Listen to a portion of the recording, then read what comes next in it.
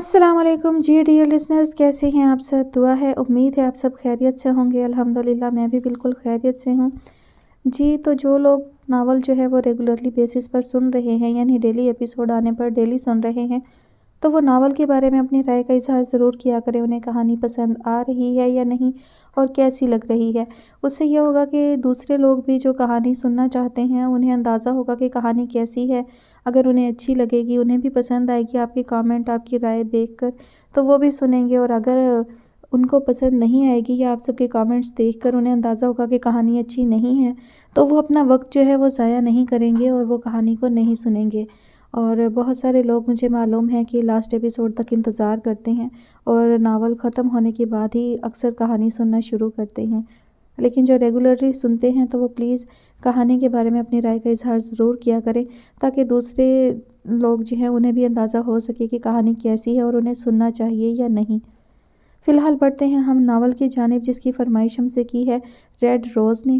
کہانی کا نام ہے شب یقین اور مصنفہ ہیں ہادیہ مغل۔ قسط نمبر 4۔ مری کے مرکز میں بنا یہ شاندار سا 3 منزلہ آفس شارف ابدال کی ملکیت تھا۔ یہاں بیرون ملک سے آئے ڈیزائنرز، ماڈلز اور اپنے کسٹمرز سے پرسنلی ڈیلنگ کرتا تھا۔ لفٹ سے اوپر آتے شارف مکمل مہتاب کو ہدایات دے رہے تھے۔ آفس روم میں داخل ہوتے مہتاب نے ساری تلخیوں کو روح میں سمیٹ کر خود کو گہرے خول میں مکید کیا۔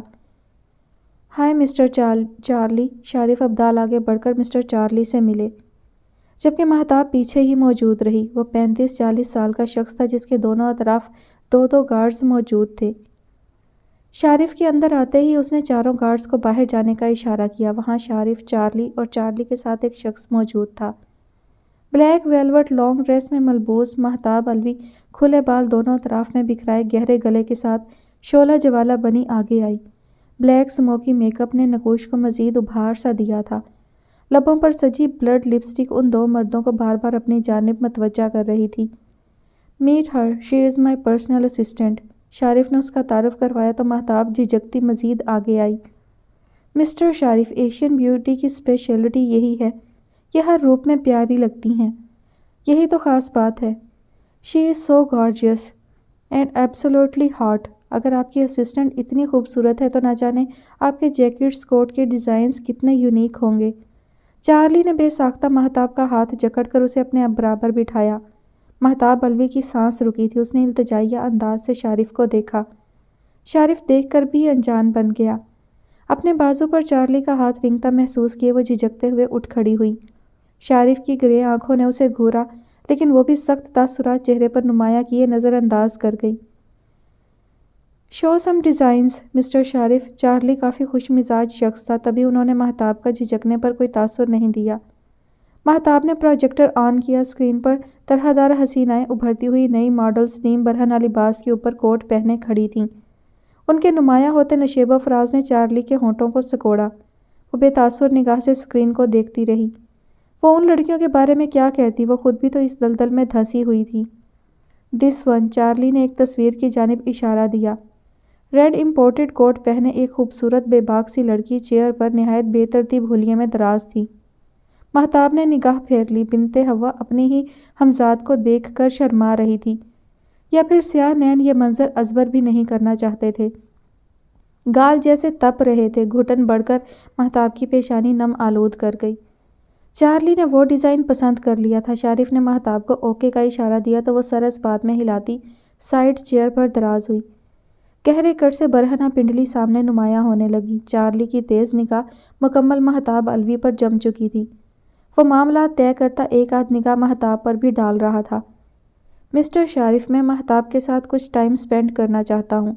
اس کی غیر متوقع بات سنتی مہتاب علوی ساکت ہوئی۔ آنکھیں غیر ارادی طور پر پھیل سی گئیں۔ اس نے تڑپ کر شارف ابدال کو دیکھا اور نفی میں سر ہلایا۔ جھلملاتی آنکھوں کو دیکھے شارف نے محض کندھے اچکائے تھے۔ مسٹر شارف، آپ اپنی حدود سے بڑھ رہے ہیں۔ میں مسٹر چارلی کے ساتھ بالکل بھی ٹائم سپینڈ نہیں کر سکتی۔ وہ جھٹکے سے کھڑے ہوتے چیخی۔ چارلی نے ناسمجھی سے مہتاب کو دیکھا جو پھٹی آنکھوں سے شارف ابدال پر چیخ رہی تھی۔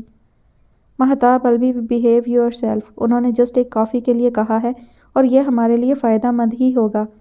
شارف ابدال اس کے نزدیک آئے۔ ان کی دبی دبی گراہٹ نے مہتاب کا چہرہ زرد کیا۔ واٹ؟ یعنی میں آپ کے فائدے کے لیے اپنی عزت کا سودا کر دوں؟ سیریسلی شارف، آپ کو لگتا ہے؟ زبان کچھ زیادہ ہی آج لڑکھڑائی سی تھی۔ مہتاب کنٹرول، وہ سامنے ہے ہمارے، تم اتنا اوور ریئیکٹ کیوں کر رہی ہو؟ شارف ابدال اب بھی سختی پر آمادہ تھے۔ مسٹر شارف، میں ایک لڑکی ہوں، خدارا میری عزت کا کچھ مقام میری نظر میں رہنے دیں۔ وہ ہمت جمع کیے انہیں دور دھکیلتی چیخی تھی۔ اس کے دور دھکیلنے پر شارف ابدال نے سختی سے لب بھینچے، آنکھیں جھپک کر گہرا سا تاثر اندر اتارا۔ عزت؟ کون سی عزت مہتاب؟ مجھے حیرت ہو رہی ہے، اپنی نمائش کرنے والی لڑکی عزت کی بات کر رہی ہے، بھاگ کر شادی کرنے والی لڑکی عزت کی بات۔ What a joke! وہ کہا لگاتے چند قدم پیچھے کھسکے، کئی آنسو گال پر بہہ کر بے مول ہوئے۔ نو مور ٹیئرز، اپنی حیثیت تمہیں پتہ ہے، پھر فضول کی ضد کیوں کرتی ہو؟ وہ لڑکتے آنسوؤں کو اپنی پوروں پر لیتے جذب سے بولے۔ اس نے ہاتھ چھٹکنا چاہا لیکن شارف نے وہی ہاتھ تھام کر دبایا۔ تم اپنی حیثیت جاننا چاہتی ہو نا؟ رکو میں بتاتا ہوں تم کیا ہو۔ وہ سر نفی میں ہلائے بغیر گہری سانس لیتے مہتاب کو کوئی نفسیاتی انسان لگے۔ تم بیوی تو معیز کی ہو لیکن تم پر معیز سے زیادہ میرا حق ہے۔ تمہارا اور میرا رشتہ جانتی ہو کیا ہے؟ وہ ذرا توقف کے لیے رکے، کرسٹل گرے آنکھوں میں اس وقت جلتے شعلے مہتاب کی رنگت متغیر کر رہے تھے۔ تم میری رکھیل ہو Mehtab Alvi, you are my mistress. وہ چارلی کو دیکھتا استہزائیہ بولا، چھن سے جیسے کانچ کے ٹکڑے فضا میں بکھر گئے۔ یہ ٹکڑے شاید مہتاب الوی کی ذات کے ہی تھے۔ مہتاب کو سانس لینے میں دشواری ہوئی۔ اس کا انگریزی میں کہنا چارلی نے واضح سنا تھا۔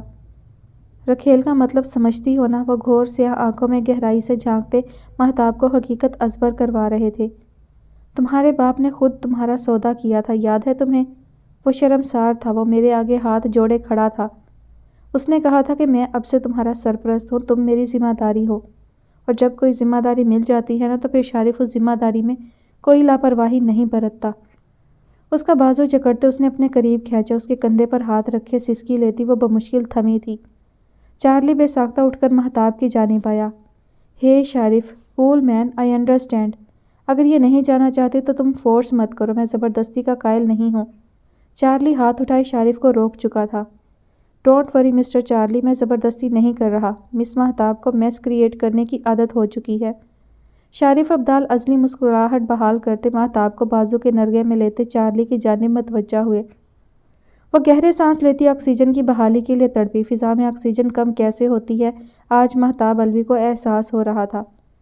چارلی کو ہمیشہ شوخ چیزیں پسند ہیں، اور ویسے بھی ایشین بیوٹی اپنی ہر ادا سے ہم جیسے جیدار لوگوں کو متوجہ کر لیتی ہیں۔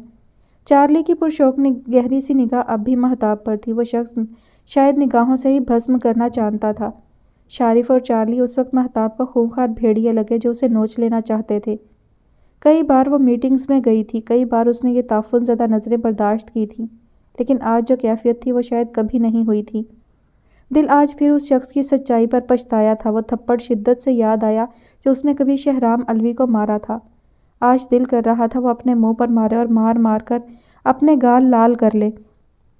شارف نے بے ساختہ بازو پر شدت سے دباؤ ڈالا۔ سسکی لیے اس نے سامنے دیکھا تو چارلی نیلی آنکھ کا کونا دباتا مسکرایا۔ ریلیکس لیڈی، کسی دن تم خود راضی ہو جاؤ گی، میں اس دن کا انتظار کروں گا۔ اب میں چلتا ہوں، یہ ڈیلز وغیرہ تو اب چلتی ہی رہیں گی۔ Bye Asian beauty. اس کا گال تھپ تھپائے وہ اپنے ساتھی کے ساتھ وہاں سے نکلتے چلے گئے۔ وہ کانچ کی نازک گڑیا جیسے آج کئی ٹکڑوں میں پٹی تھی۔ سیاہ بھنوروں میں طوفان امڈ آیا۔ شارف ابدال بھی مہتاب کا بازو جکڑتے آفس روم سے نکل کر لفٹ کی جانب بڑھا تھا۔ دہکتی نگاہیں موبائل پر جمی تھی، دوسرے ہاتھ میں انگوٹھے اور انگلی کے درمیان دبی سگریٹ کے وہ گہرے کش لیتا اندر بھڑکتی آگ مزید بھڑکا رہا تھا۔ من میں شدت سے خواہش امڈ آئی کہ کاش وہ لڑکی اس کے سامنے آ جائے اور وہ اس کا چہرہ تھپڑوں سے لال کر دے، اسے بتائے کہ وہ کن غلط راہوں پر چل نکلی ہے۔ وہ نہیں جانتا تھا وہ کہاں رہتی ہے، نہ اسے شوق تھا جاننے کا۔ وہ اس لڑکی سے بے انتہا نفرت کرتا آیا تھا۔ محبت کا ایک پہلو بھی اس لڑکی کے لیے آہن الوی کے دل میں نہیں تھا۔ وہ ساری دنیا سے محبت کر لیتا لیکن مشل سے محبت ناممکنات میں سے لگتا تھا۔ مشل الوی نے اسے محبت کے نام پر ہمیشہ کانٹے فراہم کیے تھے، پھر وہ کیسے ان راہوں پر پھولوں کی برسات کرتا۔ وہ اسے نظر انداز کر دیتا تھا لیکن وہ اتنا بھی غافل نہیں تھا، وہ خبر رکھتا تھا۔ بعض اوقات سہ پانا اسے مشکل لگتا لیکن آہل الوی نے ان چند سالوں میں کچھ سیکھا ہو یا نہ ضبط کرنا اس نے بہت اچھے سے سیکھ لیا تھا۔ آہن الوی وہ کندن تھا جو آگ یعنی صبر شکر ضبط کی بھٹی میں تپ کر سونا بنا تھا، اور جب انسان سونا بن جائے تو وہ کئی جذبوں سے ماورا ہو جاتا ہے۔ وہ لاکھ خوش مزاجی دکھاتا لیکن اس کا دل آج بھی ان لمحوں میں مقید تھا جب اس کی ماں کے ساتھ ظلم ہونے جا رہا تھا، جب ان کی چھت چھین لی گئی تھی، جب وہ 2 کمروں والے فلیٹ میں زمین پر سوتا تھا۔ کتنی محرومیاں تھیں جو محض اس لڑکی اور اس لڑکی کے باپ کی وجہ سے دیکھی تھی۔ مشیل الوی کی اس حقیقت کو اس نے اپنے جان سے پیارے بھائی سے بھی چھپا لیا تھا۔ وہ نہیں چاہتا تھا کہ شہرام الوی جان پائے کہ وہ دونوں بہنیں انہیں برباد کرنے کے بعد بھی آباد ہیں۔ وہ اپنے بھائی کو دوبارہ سنگ دل بنتا نہیں دیکھ سکتا تھا۔ مہتاب کو اس نے کئی بار سوشل میڈیا اکاؤنٹ پر سرچ کیا تھا لیکن خاطر خواہ نتیجہ نہیں نکل پایا، لیکن مشیل الوی تو مکمل اس کی نظر کے حصار میں تھی۔ وہ اس کی زندگی کا اہم جزو تھی۔ بے شک نفرت کا رشتہ ہی بحال تھا، لیکن وہ اس رشتے کو بھی بخوبی نبھاتا آ رہا تھا۔ دروازے پر ہوتی دستک پر وہ چونکا، چہرے پر ہاتھ پھیرے وہ اٹھ کر دروازے کی جانب آیا۔ سامنے شہرام الوی کو دیکھ کر آہن کی آنکھیں حیرت سے پھٹ گئیں۔ سامنے اپنی ساحرانہ شخصیت کے ساتھ شہرام الوی ایستادہ تھا۔ بھائی، سگریٹ کو وہ پاؤں تلے مسلتا اس کے گلے آ لگا۔ شہرام نے مکمل اسے حصار میں لیا تھا۔ بھائی، آئی مسڈ یو سو مچ۔ ازلی انداز میں محبت کا اظہار کیے وہ آنکھیں نم کیے مسکرا دیا تھا۔ شہرام کی پدرانہ محبت اود کر آئی تھی۔ گھر میں تو کم از کم لحاظ کر لیا کرو، وہ آہن کو سامنے کرتا مصنوعی خفگی لیے بولا۔ بھائی، میں تو کہتا ہوں آپ بھی ٹرائی کریں، قسم سے اس کا سویگ ہی الگ ہے۔ وہ پیچھے ہوتا مسکرایا تھا، کچھ پل کی تلخی اب طمانینت میں بدل چکی تھی۔ بھائی، آپ کا نیو فوٹو شوٹ میں نے دیکھا، قسم سے کیا کمال لگ رہے تھے۔ انگلیوں کی پوروں پر ہونٹ رکھ کر شام کے گال سے لگاتا اور ایک بار پھر ہنسا تھا۔ اس کا یہ بے تکلفانہ انداز بمشکل شام نے ہضم کیا۔ بے ساختہ وہ شخص نگاہ میں گھوم گیا جو کبھی اپنی کھلنڈری نیچر سے اسے متوجہ کرتا تھا۔ اندر آئیں بھائی، وہ اسے ہاتھ پکڑ کر اپنے کمرے میں لے آیا۔ بابا نے تمہاری شکایت کی تھی۔ چھوڑو بھائی، بابا کو تو عادت ہے۔ آہن ہاتھ جھٹکتا سیدھا کھڑا ہوا۔ ویسے آپ میرا ڈرامہ دیکھ رہے ہیں نا؟ وہ اس کی جانب گھوما۔ بے ساختہ شام نے اپنے بال سہلائے اور آنکھ کو سکوڑا۔ پتہ تھا مجھے، بلکہ یقین تھا کہ ساری دنیا آہن الوی کی تعریف کر دے گی، لیکن شام الوی یعنی میرا بھائی کبھی نہیں کرے گا۔ وہ نروٹھے پن سے ہاتھ اٹھا کر بولتا شام کو مسکرانے پر مجبور کر گیا۔ اچھا، کسی دن تسلی سے دیکھوں گا، بس فرصت میسر آ جائے۔ آپ کی فرصت کا عالم میں اچھے سے جانتا ہوں۔ وہ سگریٹ سلگائے دوبارہ کش لینے لگا۔ خیر، چند دن بعد شو سٹارٹ ہے، تم وہاں مجھے نظر آؤ، خبردار جو کوئی بہانہ کیا تو۔ شام اسے قابو کرنا اچھے سے جانتا تھا۔ انگلی اٹھا کر تنبیہ کرتے وہ آہن کو الجھا چکا تھا۔ اوکے، آئی ول ٹرائی، وہ ہنوز سرد سا بولا۔ شام جانتا تھا چند منٹ بعد وہ پھر سے بے تکان بولنا شروع کر دے گا۔ آہن الوی کے بغیر میں شو سٹارٹ نہیں ہونے دوں گا۔ بابا سے مل کر آتا ہوں، اسے تنبیہ کیے وہ کمرے سے نکلا تھا۔ سر جھٹکتے وہ بیڈ پر چت لیٹا۔ چند پل کی خوشی کے بعد ایک بار پھر اس دشمن جاں کا عکس آنکھوں میں سمٹ آیا تھا۔ کمرے میں داخل ہوتے ہی اس نے مہتاب کو جھٹکے سے زمین بوس کیا۔ تم اپنی حیثیت اب تک کیوں نہیں سمجھ پائی؟ تم کیوں بھول جاتی ہو کہ مہتاب الوی کا وجود کس لیے ابھی تک سانس لے رہا ہے؟ کیا دیوار پر پینٹنگ کی طرح سجانے کے لیے میں نے اتنی خواری کی ہے؟ تمہاری وجہ سے آج میرا لاکھوں کا نقصان ہوتے ہوتے بچا ہے۔ مسٹر چارلی کی نیچر اچھی تھی، ورنہ تم نے تو سارا کام خراب کر دیا تھا۔ وہ مہتاب الوی کی جانب جھکے چیخ رہے تھے، اس شریف ابدال سے بہت الگ جو دنیا کو نظر آتے تھے۔ اس وقت وہ ظالم صیاد تھا، ایک ظالم درندہ جو اپنی نگاہوں سے ہی چیر پھاڑ دینا چاہتا تھا۔ مہتاب کا سانس پھول رہا تھا، رنگت متغیر ہونے لگی تھی۔ تم نے صبح سے کچھ کھایا تھا؟ وہ اس کی حالت دیکھ کر کچھ نرم پڑے۔ مہتاب آنسو بہاتی محض زمین کھوجتی رہی۔ وہ گل بدن ساحرہ اس وقت کرچیوں میں بٹی تھی، کھانے کا ہوش کسے رہتا؟ مہتاب، میں کچھ پوچھ رہا ہوں۔ شریف ابدال مزید سختی پر آمادہ ہوا۔ بہت ڈھیٹ ہو تم، وہ سر نفی میں ہلاتے بیڈ کی جانب آئے۔ انٹرکام اٹھا کر انہوں نے کھانے کا آرڈر دیا۔ اٹھو، چینج کرو، آئندہ اگر ایسی کوئی حرکت کی تو میں ہر لحاظ بھول جاؤں گا۔ وہ اب بھی زمین پر ساکت سی بیٹھی تھی۔ شریف نے گھنے بالوں میں ہاتھ پھیر کر بمشکل اشتعال دبایا، آگے بڑھ کر اسے بازو سے جکڑ کر بیڈ کی جانب لائے۔ وہ کٹی ڈال کی مانند ان کے ساتھ گھسٹ رہی تھی۔ جیب میں رکھا شریف ابدال کا فون تھر تھرایا تو انہوں نے مہتاب سے توجہ ہٹا کر کال ریسیو کی۔ بولو۔ واٹ دا ہیل، کیا مصیبت ہے؟ شریف ابدال کو سب نے بہت ہلکا لے لیا ہے۔ میں بتاؤں گا اب ان سب کو میں کیا چیز ہوں۔ رکو میں خود اسے ڈیمو دکھاتا ہوں۔ سر کے بل واپس نہ آیا تو کہنا۔ مہتاب کی چھٹی حس جیسے بیدار ہوئی، وہ تڑپ کر اٹھی، بھاگ کر وہ شارف کی جانب آئی۔ پلیز شارف، لاسٹ وارننگ، پلیز کچھ مت کریے گا، میں چارلی کے ساتھ ٹائم سپینڈ کر لوں گی، پلیز شارف، میں ہر بات مانوں گی۔ شارف نے جھٹکے سے رخ موڑ کر اسے حصار میں مکید کر کے ہتھیلی ہونٹوں پر جمائی۔ وہ آنکھیں پھیلاتی نفی میں سر ہلائی، چھٹپٹائی۔ بھوک نے پہلے ہی حالت خراب کر دی تھی، مزید کثر اس شخص کی سختی نے نکاہت طاری کی۔ جانے دو اسے، 5 منٹ کے اندر وہ گھر واپس آئے گا۔ فکر نہ کرو، اس کی ساری کمزور ڈوریوں کے سرے میرے ہاتھ میں ہیں۔ وہ مہتاب کو سختی سے مکید کیے سرگوشیانہ اس کے کانوں میں بولا تھا۔ جھٹکے سے اسے دوبارہ دور پھینکتا وہ فون جیب میں رکھے مڑا تھا۔ روم فریج سے سرنج اور ایک چھوٹی سی بوتل لیے وہ مہتاب کی جانب آئے۔ پاؤں کے بل وہ مہتاب کے پاس دراز ہوئے۔ سرنج میں سیال بھر کر اس نے بنا سنبھلے ویلوٹی ڈریس اوپر کر کے بازو میں وہ سیال انجیکٹ کیا۔ یہ تمہارے لیے فائدہ مند تھا، کم از کم ڈیمو دیکھنے کے لیے تم میں ہمت تو ہونی چاہیے۔ مہتاب سسکی تھی۔ اور ہاں، بہت جلد مشیل الوی تمہاری طرح یہ رنگین دنیا کا حصہ بننے والی ہے، اور مجھے اتنا تو یقین ہے کہ وہ کم از کم تمہاری طرح تماشا نہیں کرے گی، کیونکہ اس کے ذہن کی ساری سوچیں میری ہی پیدا کردہ ہیں۔ اس کا گال تھپ تھپاتے وہ اٹھ کھڑے ہوئے۔ کھانا کھاؤ اور یقین رکھو، تم نے ذرا بھی چونک کی تو میں وہ حال کروں گا کہ اپنی شکل بھی پہچان نہیں پاؤ گی۔ ان کی سرد سی دھمکی نے مہتاب کو بھی جیسے سرد کیا تھا، خوف کی دبیز تہ جیسے مہتاب کو حصار میں لے رہی تھی۔ بازو، گردن، ہاتھوں پر جیسے کیڑے رینگتے محسوس ہونے لگے۔ وہ بھاری قدم اٹھائے کمرے سے نکلے تھے، وہ زندہ لاش کی مانند زمین سے اٹھی۔ کلائی میں درد کی ٹیس سی اٹھی، لیکن وہ بے جان روح کی مانند بیڈ پر لیٹی تھی۔ آج پھر اذیت کی انتہا ہوئی تھی، لب تلخ سے مسکرا رہے تھے جبکہ آنکھیں نوحہ کنا تھیں۔ احد، وہ چیختا ہوا گھر میں داخل ہوا۔ ڈیڈی، بچاؤ ڈیڈی، اشرف چھوڑو اسے۔ وہ 2 سیڑھیاں چڑھتا اوپر آیا، لیکن پیچھے روشن اسکرین پر اندوہناک منظر دیکھتا ساؤنڈ سسٹم سے گونجتی نسوانی چیخوں نے اسے ساکت کیا۔ پیشانی نم آلود ہوئی تھی، جبکہ اس منظر کو دیکھنے کے لیے معیز روف میں مڑنے کی ہمت باقی نہیں رہی۔ وہ وہیں گھٹنوں کے بل ڈھیس آ گیا، دونوں ہاتھ پہلو میں گرے تھے۔ احد اب بھی چیخ رہا تھا، لیکن جو چیخیں ٹی وی لاؤنج میں موجود ساؤنڈ سسٹم سے ابھر رہی تھیں ان میں احد کی چیخیں کہاں سنائی دیتی۔ معیز، معیز بیٹا، کیوں ہر بار مجھے مجبور کرتے ہو؟ میں ایسا نہیں چاہتا، لیکن تمہاری ہر روز کوئی نہ کوئی غلطی مجھے تمہاری ماں کے ساتھ یہ سلوک کرنے پر مجبور کر دیتی ہے۔ شارف ابدال کی بھرپور آواز سسٹم سے ابھری تھی۔ اشرف کے موبائل کا کنیکشن ساؤنڈ سسٹم سے جڑا تھا۔ اشرف کی موجودگی میں یہ اذیت برداشت کرنا معیز رف کے لیے زمین میں گڑنے جیسا تھا۔ معیز نے بمشکل سر اٹھا کر اوپر کی جانب دیکھا، جہاں اشرف کے سیاہ چہرے پر خباثت نمایاں تھی، جبکہ وہ احد کو ایک بازو سے لاؤنج کی مرل گرل سے نیچے لٹکائے دوسرے سے اس کا گال سہلا رہا تھا۔ آگے کھائی پیچھے کنواں، معیز رف ایک سہارے کی مانند درمیان میں پھنسا تھا۔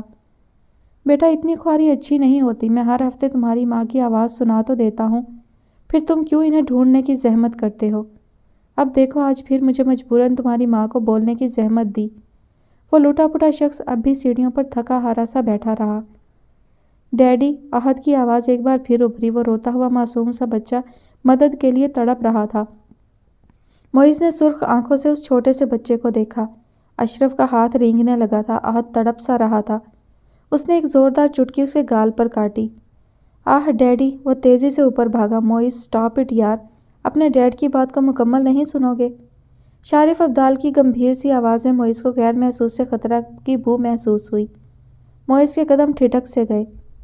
میری بات سن لیا کرو، جانتے ہو نا میری بات نہ سننے والوں کا میں کیا حال کرتا ہوں۔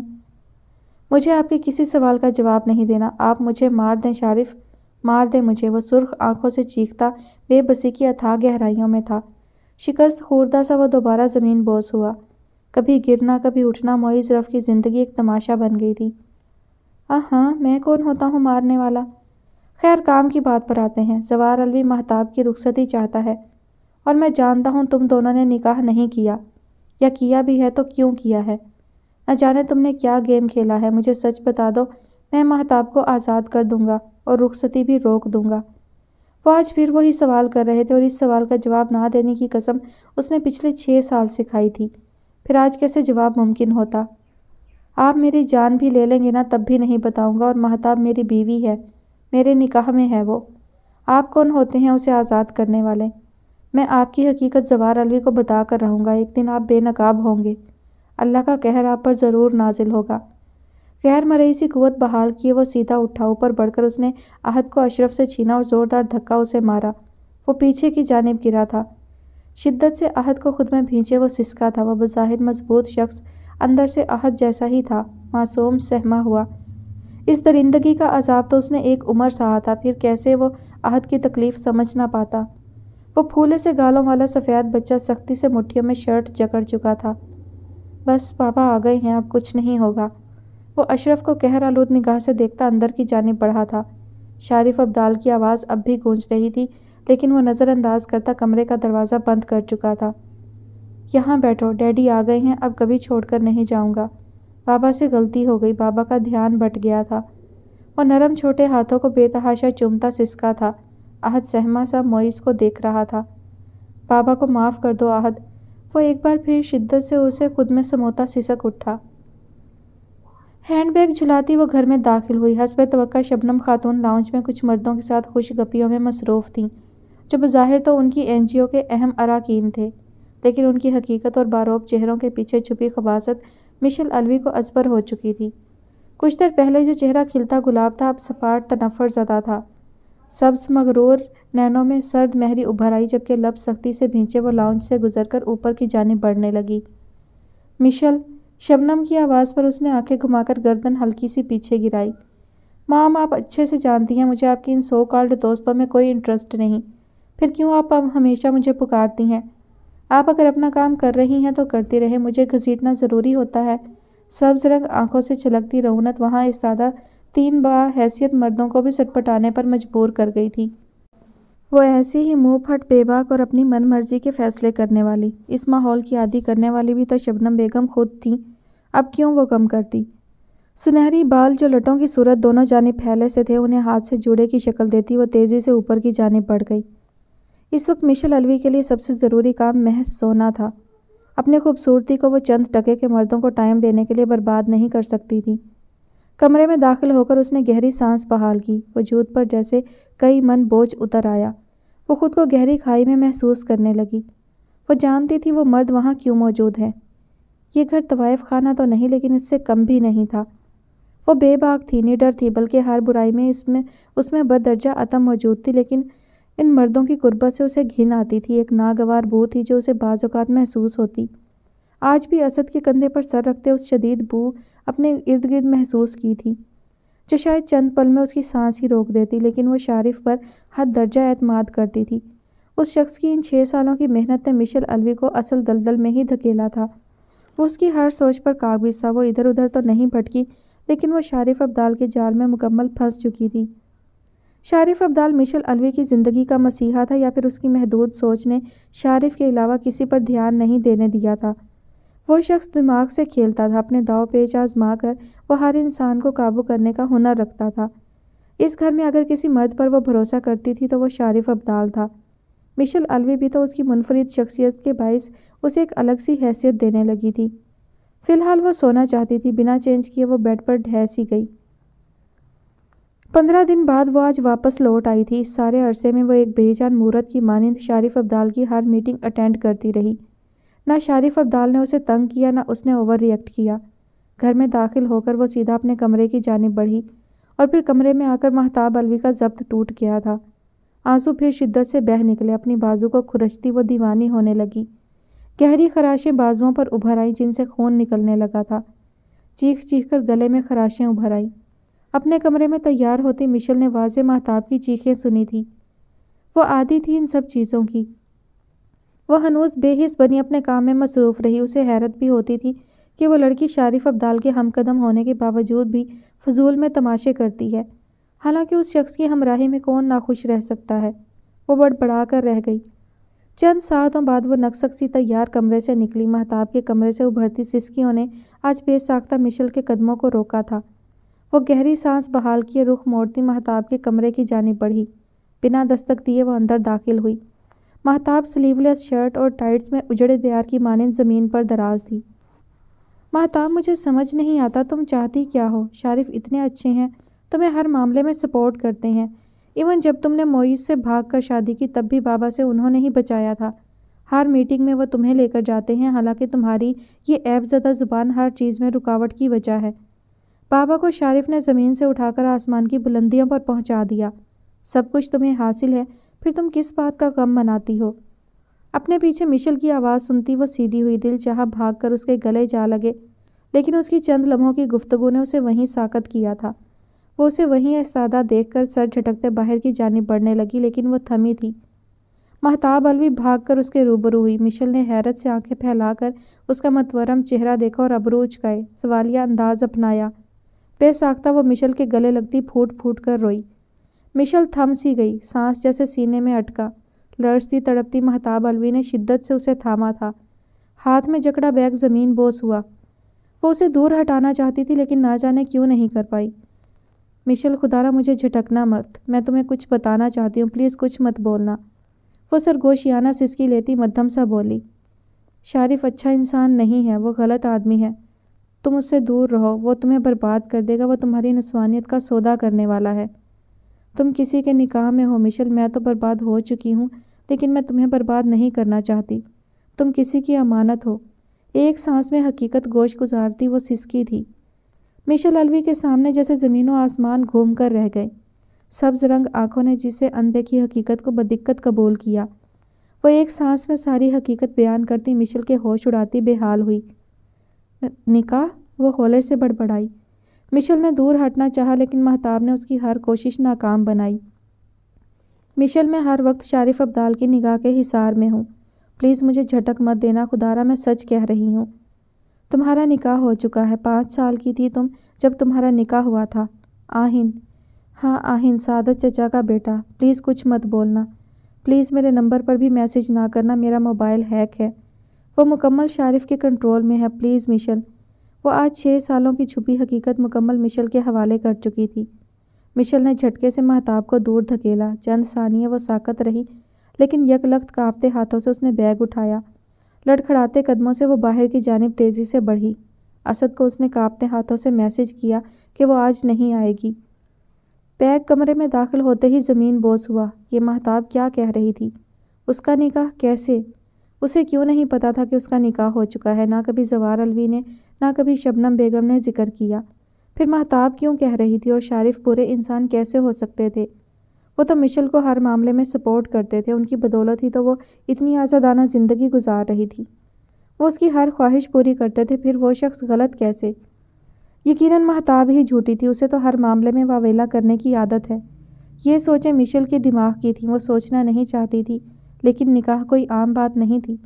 یقیناً کچھ تھا مہتاب کے لفظوں میں کہ وہ جھٹلا نہیں سکتی تھی۔ نہیں، مہتاب جھوٹی ہے، شارف بہت اچھے انسان ہیں، میرا کوئی نکاح نہیں ہوا۔ اور وہ آہن؟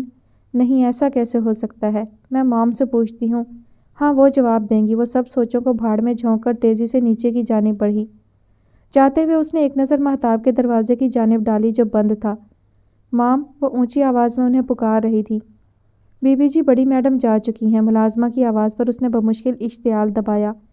گھڑی کی جانب دیکھا تو دن کے 12 بجا رہی تھی اور شبنم بیگم تو 11 بجے ہی چلی جاتی تھیں۔ ذہن مختلف سوچوں کی آماج کا بن چکا تھا۔ وہ نفی میں سر ہلاتی، ہولے سے بڑبڑاتے دوبارہ اپنے کمرے کی جانب بڑھ گئی۔ اب سارے جواب شبنم بیگم کے آنے کے بعد ہی مل سکتے تھے۔ ہیلو دیبا، پچھلے دنوں ہوئے فیشن شو میں وہ کافی مصروف رہا تھا۔ آج فراغت کے بعد وہ حسب معمول دیبا کے آفس میں موجود تھا۔ شام، بیٹھو، یہ کچھ نئے چہرے ہیں، ان میں سے جو تمہیں قابل لگ رہے ہیں انہیں سلیکٹ کرتے جاؤ۔ لیپ ٹاپ اس کی جانب بڑھاتی وہ دوبارہ موبائل میں مگن ہوئی۔ دیبا، یہ کام آپ اچھے سے کر لیتی ہیں، پھر مجھے خوار کیوں کر رہی ہیں؟ وہ جان چھڑاتا کاؤچ پر بیٹھ گیا۔ تم کیوں اتنا دور بھاگتے ہو؟ خیر چھوڑو، کہنا ہی فضول ہے۔ وہ شخص مسکرا کر رہ گیا۔ شام ایک فوٹو شوٹ ہے، آئی تھنک کسی میگزین کے لیے ایڈ ہے، اور ہاں مجھے یاد آیا، مسٹر شارف ابدال ہیں، وہ ہمارے ساتھ کانٹریکٹ سائن کرنا چاہتے ہیں، ایون کر ہی لیا ہے، بلیو می ہی از ہینڈسم مین۔ ان کے 2 شوٹ ہیں اور ایک کمرشل کانٹریکٹ ہے۔ خیر کمرشل کے لیے میں فیضی کو کہہ دوں گی۔ ان کا کوئی نائٹ آؤٹ پرفیوم ہے جو وہ حال ہی میں لانچ کرنے والے ہیں، تو اس سلسلے میں ان کا شوٹ پلس کمرشل ہے، اور جانتے ہو اس پرفیوم کی فریگرنس، اس کا design, just wow, I think تمہیں یہ شوٹ کرنا چاہیے۔ ون مور تھنگ، لاہور میں اپنے یونیک جیکٹس اینڈ کوٹ کی ڈیزائننگ میں یہ نمبر 1 پر ہیں۔ ایون انٹرنیشنل لیول پر ان کا کام کافی پسند کیا جاتا ہے۔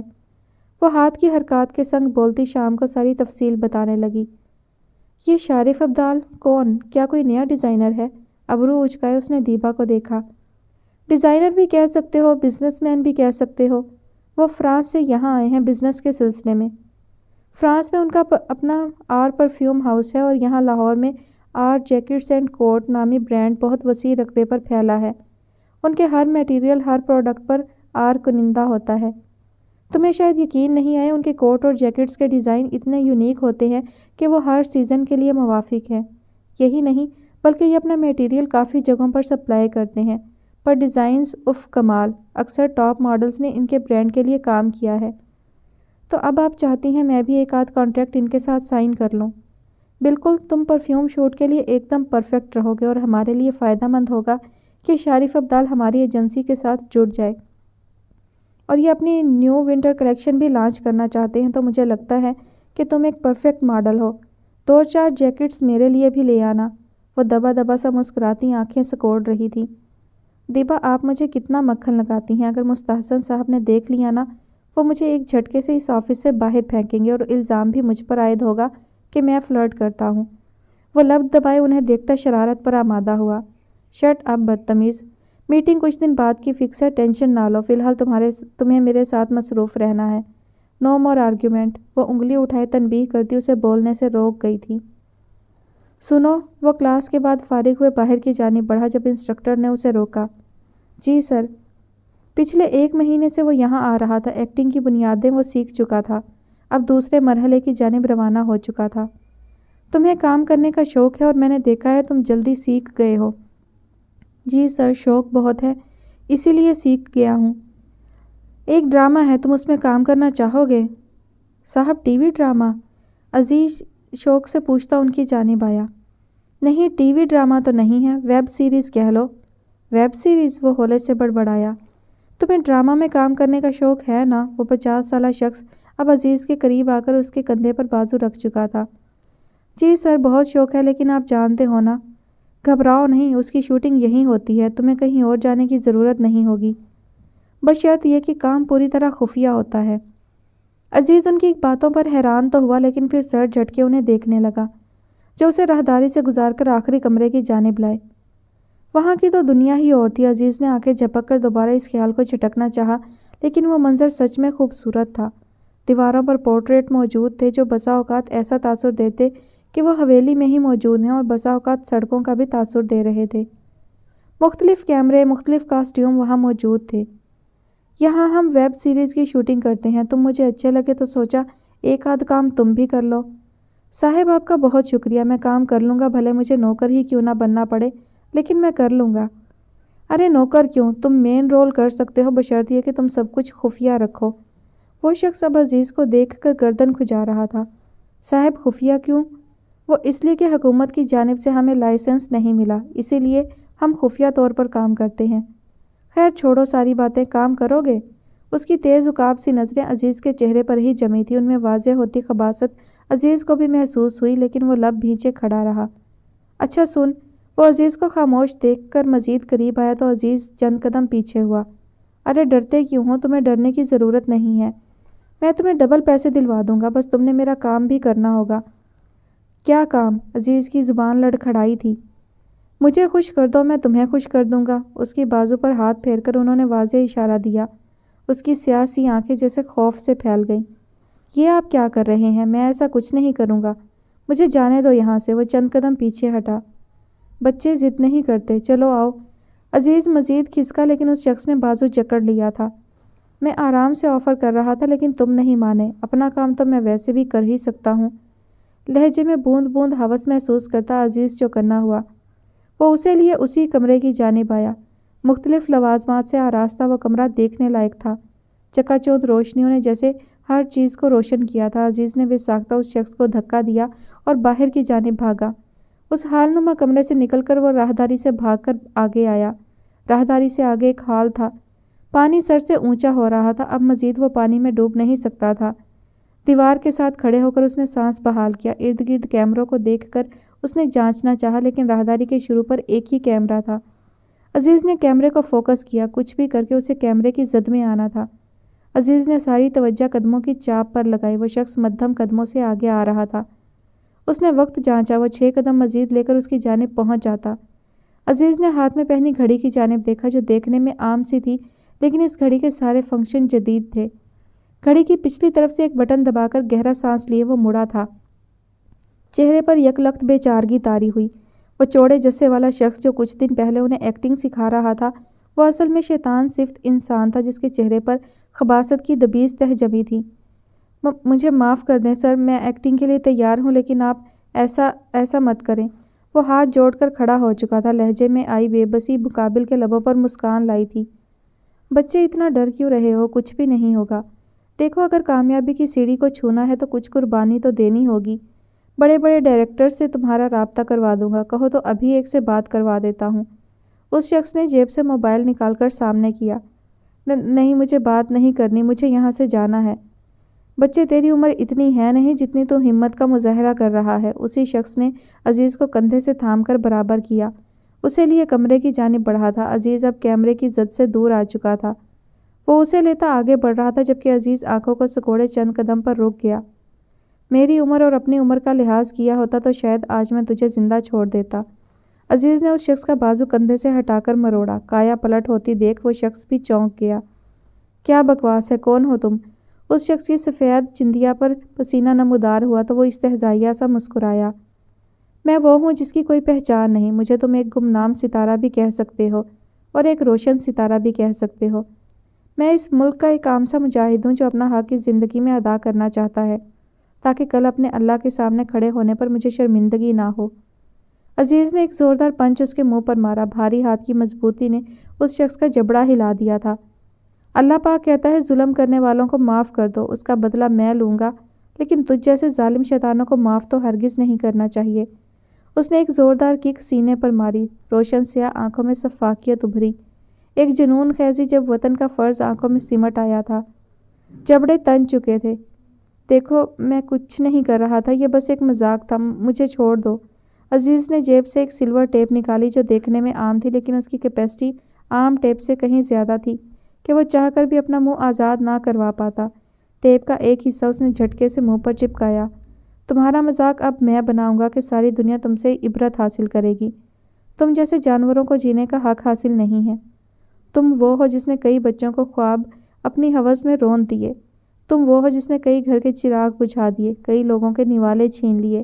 ابلیس کا ایک روپ ہو تم، یا شاید تمہارا یہ گھناؤنا روپ دیکھ کر ابلیس بھی شرم سے مرتا ہوگا۔ وہ پے در پہ اسے مار رہا تھا، ہاتھ زخمی ہونے لگا تھا، لیکن اسے پرواہ نہیں تھی۔ دیوار پر اس شخص کا خون لگ چکا تھا، مختلف پوسٹرز پر اس شخص کے خون کے چھینٹے پڑے تھے۔ اس نے ہاتھوں کی مضبوطی سے ہی اس شخص کا حلیہ بگاڑ دیا تھا۔ جیب سے اس بٹنوں والا عام سا موبائل نکالا اور زمین پر کراہتے شخص کو نظروں کے حصار میں لیا۔ وہ اپنی پوری مضبوطی قدموں میں جمائے کھڑا تھا۔ ایس پی صاحب، گند سمیٹنے کا وقت شروع ہو گیا ہے۔ آدھے گھنٹے میں مون ایکٹ اکیڈمی پہنچ جائیے گا، کیونکہ جسے میں نے ابھی بری طرح پیٹا ہے اس کے آدھے گھنٹے تک حواس ٹھکانے پر نہیں آئیں گے۔ وہ نیچے گرے شخص کو دیکھ کر بولا۔ موبائل جیب میں ڈال کر اس نے پینٹ کو ذرا سا گھٹنوں سے اوپر کیا اور اس کے پاس بیٹھ گیا۔ ترس مجھے بالکل بھی نہیں آئے گا، کیونکہ تو رحم کے قابل نہیں ہے۔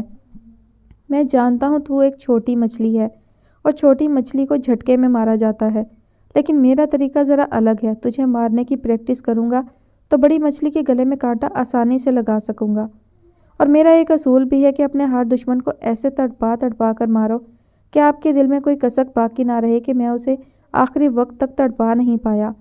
اس لیے میں نے اپنی ہر تمنا پوری کی ہے۔ اس نے بیک جیب سے ایک سگریٹ اور منی لائٹر نکالا۔ سگریٹ سلگا کر اس نے انگوٹھے انگلی کے درمیان دبا کر گہرا کش لیا۔ Now I feel better. ناک سے گہرا سانس خارج کیے وہ گردن ہلائی جیسے کھلی فضا میں خود کو محسوس کر رہا تھا۔ کان کی لو کھجا کر اس نے ایک اور گہرا کش لیا۔ چل باقی کی باتیں کر لیتے ہیں۔ میں جانتا ہوں تو کچھ دن بعد رہا ہو جائے گا، کیونکہ تیرے تعلقات بڑے بڑے گدھوں کے ساتھ ہیں، لیکن آج کل گدھ بھی چھپنے کی جگہ ڈھونڈ رہے ہیں۔ اس لیے مر جائے گا تو بہتر رہے گا، ورنہ نہ گھر کا رہے گا نہ گھاٹ کا، یعنی گلی کا کتا بن کر گھومے گا۔ تو کہتا ہے تو میں تیرا کام آسان کر دیتا ہوں۔ پھٹی آنکھوں کے ساتھ اس نے نفی میں سر ہلایا تو عزیز مسکرایا تھا۔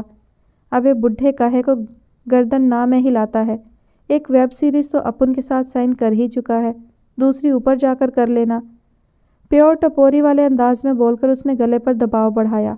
ٹینشن نہ لے، تیری موت کا سراغ کوئی بھی پا نہیں سکتا، کیونکہ آہن الوی اپنا کام پوری صفائی اور اطمینان سے کرتا ہے۔ پوری شدت سے اس نے مقابل شخص کی گردن جکڑ کر ایک جانب موڑی۔ کڑک کی آواز سے وہ شخص موت کی آخری ہچکی لیتا دنیا سے رخصت ہوا تھا۔ دھرتی کا بوجھ کم ہوا، خس کم جہاں پاک۔ سیٹی کی دھن بجا کر وہ ہاتھ جھاڑتا اٹھا تھا۔ چہرے پر سیاہی تھی جبکہ حلیہ غربت کی نشاندہی کر رہا تھا۔ کیمرے کی زد میں آ بھی جاتا تو عزیز نامی لڑکے کو کس نے دیکھا تھا؟ وہ تو آہن الوی تھا، پاکستان کا ٹاپ کلاس ایکٹر جس کی ایکٹنگ کی ایک دنیا دیوانی تھی۔ وہ اور قتل، توبہ توبہ، وہ تو عزت دار انسان ہے۔ کان کی لو کھینچ کر وہ استہزائیہ انداز بولتا ہوا آگے بڑھ رہا تھا۔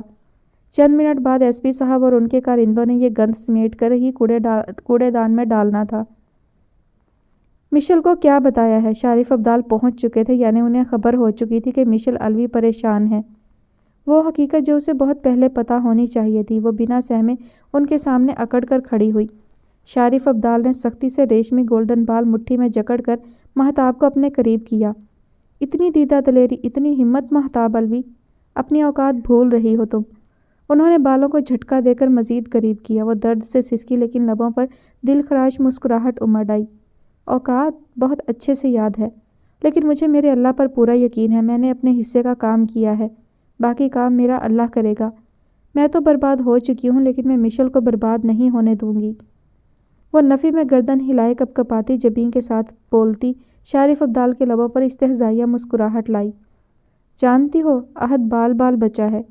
معیز روف میرے خلاف جا رہا تھا، میں نے اس کی کمزور نبض دبائی تو وہ الٹے قدموں سے چلتا واپس آیا اور میرے سامنے گڑ گڑایا۔ اس پر تو میں نے رحم کھا لیا، لیکن تم پر رحم کھانے کا میرا کوئی ارادہ نہیں ہے۔ اس کے گال کو سہلاتے وہ حد درجہ قریب کیے بولتے اس کی جان حلق میں اٹکا رہے تھے۔ ایک اور تکلیف دہ انکشاف، ایک اور درد اذیت کا درواہ ہوا تھا۔ مہتاب الوی کی سبز رگیں کھنچنے لگی، سیاہ آنکھوں کے گلابی گوشے پیمانے چھلک رہے تھے، بال ہنوز گرفت میں تھے۔ مہتاب، آنسو بہا لو، کیونکہ یہ آنسو ہی تو تمہاری تکلیف کو کم کر سکتے ہیں۔ شارف ابدال مزید قریب آ رہے تھے۔ مہتاب الوی کا تنفس بگڑا تھا، گردن بازوؤں پر جیسے کیڑے رینگتے محسوس ہونے لگے، جبکہ بالوں کی جڑوں میں بے انتہا درد سمٹ آیا۔ اس نے بھرپور زور لگا کر شارف ابدال کی کوشش ناکام بنائی۔ بے ساختہ گردن چہرہ مسلتی وہ بے حال ہوئی۔ کمرے میں شارف ابدال کا قہقہا گونجا تھا۔ مہتاب الوی کو کمرے کی فضا حبس زدہ سی لگی۔ وہ بھاری قدموں سے چلتے قریب آنے لگے، جبکہ مہتاب الوی کا رواں رواں خوف سے کھڑا ہوا۔ وہ رخ موڑے سیاہ نینوں کو سختی سے بھینچتی، گلابی لبوں سے رب تعالیٰ کو پکارتی بے حال ہوئی۔ شارف ابدال نے دونوں کندھوں کو جکڑا اور کان کے قریب جھکے۔ میرے راستے میں جو رکاوٹ لانا چاہتا ہے نا، وہ پھر تباہ و برباد ہو جاتا ہے۔ تمہاری نام نہاد عزت اگر محفوظ ہے تو وہ بھی میری بدولت۔ جس دن شارف ابدال کا ضبط چھلکا تو تم برباد ہو جاؤ گی۔ تمہاری بہن کی بربادی بھی تمہارے حوالے ہوگی۔ اس کی وہ حالت کروں گا کہ اپنی شکل بھی پہچان نہیں پائے گی۔ وہ کان کے قریب گھررائے تھے، کان میں پڑتی بھاری سانسیں مہتاب کو دوہری اذیت دینے لگی تھی۔ کندھوں پر ان کے بھاری ہاتھوں کا بوجھ مہتاب کی روح پر بھی بوجھ بڑھا رہا تھا۔ شارف ابدال، میں نے اللہ پر کامل یقین رکھا ہے۔ اس نے 6 سال سے میری عزت کو محفوظ رکھا ہے تو آگے بھی رکھے گا۔ یہ غلیظ لمس، غلیظ لوگ جو میں برداشت کرتی ہوں، یہ شاید مجھے میرے گناہوں کی سزا لگتا ہے جسے میں بھگت رہی ہوں، لیکن میں جس کی امانت ہوں اس تک بھی پہنچ ہی جاؤں گی۔ اللہ نے فرمایا ہے نا کہ مشکل کے بعد آسانی ہے، تو انشاءاللہ آپ جیسے ابلیس کے چنگل سے بھی وہ رب مجھے ایسے نکالے گا کہ آپ ہاتھ مسلتے رہ جائیں گے۔ میری یقین کی شب بھی ضرور آئے گی، اور اس شب یقین پر آپ کا اختتام میں اپنے ہاتھوں سے کروں گی۔ وہ بوجھ سہارتی اطمینان سے بولی کہ اس کے لہجے میں نمودار غیر معمولی پن نے شارف ابدال کی پیشانی کو بھی نم کیا تھا، لیکن وہ حواس بحال کرتے سختی پر آمادہ ہوا۔ اچھا، اتنا یقین؟ انہوں نے بے ساختہ مہتاب کی شرٹ کندھے سے مٹھی میں جکڑی تو وہ خوف سے سفید پڑتی سانس تک روک گئی۔ جھلستی آگ جیسا لمس مہتاب الوی کو اذیت کی اندوہناک کٹھنائیوں میں گھیرنے لگا۔ تمہاری عزت اگر ابھی داغدار کر دوں تو کوئی بھی مجھے روک نہیں پائے گا، کیونکہ تم میری غلام ہو اور غلاموں سے بدتر سلوک کیا جاتا ہے۔ لیکن میں ایک جھٹکے میں نہیں تڑپاتا، میں پل پل تڑپانے کا عادی ہوں۔ دیکھو نا اب بھی کیسے تڑپ رہی ہو۔ مہتاب مٹھیاں بند کرتی اب بھی رب کو پکار رہی تھی۔ یک لخت ان کا فون چھنچھنا اٹھا۔ بچ گئی مہتاب الوی، لیکن کب تک؟ خیر کچھ دن میں کراچی کے لیے نکلنا ہے، اپنی تیاری پوری رکھنا۔ ایک اور روح فرسا خبر سنا کر انہوں نے اس کی جان مزید ہلکان کی۔ فون پھر بجا تھا۔ وہ بازو کو جکڑ کر دباؤ بڑھاتے جاتے جاتے بھی اسے اذیت دینا نہیں بھولے تھے۔ شارف ابدال کمرے سے نکلے تھے۔ مہتاب الوی تڑپتی سسکتی واش روم کی جانب بڑھی۔ شاور کے نیچے کھڑی ہوتی کندھے سے وہ لمس ہٹاتی خود کو زخمی کرنے لگی تھی۔ کانگریٹس بھائی، آپ کا بھائی فتح یاب ہو کر لوٹا ہے۔ آہن الوی کے لہجے میں پنہا جیت کی خوشی نے اس کو بھی سمٹا سا مسکرانے پر مجبور کیا۔ میرے سپر ہیرو، مجھے یقین تھا تم کبھی نامراد نہیں لوٹو گے۔ آہن کے ماتھے پر لب رکھ کر شام نے اسے سینے سے لگایا۔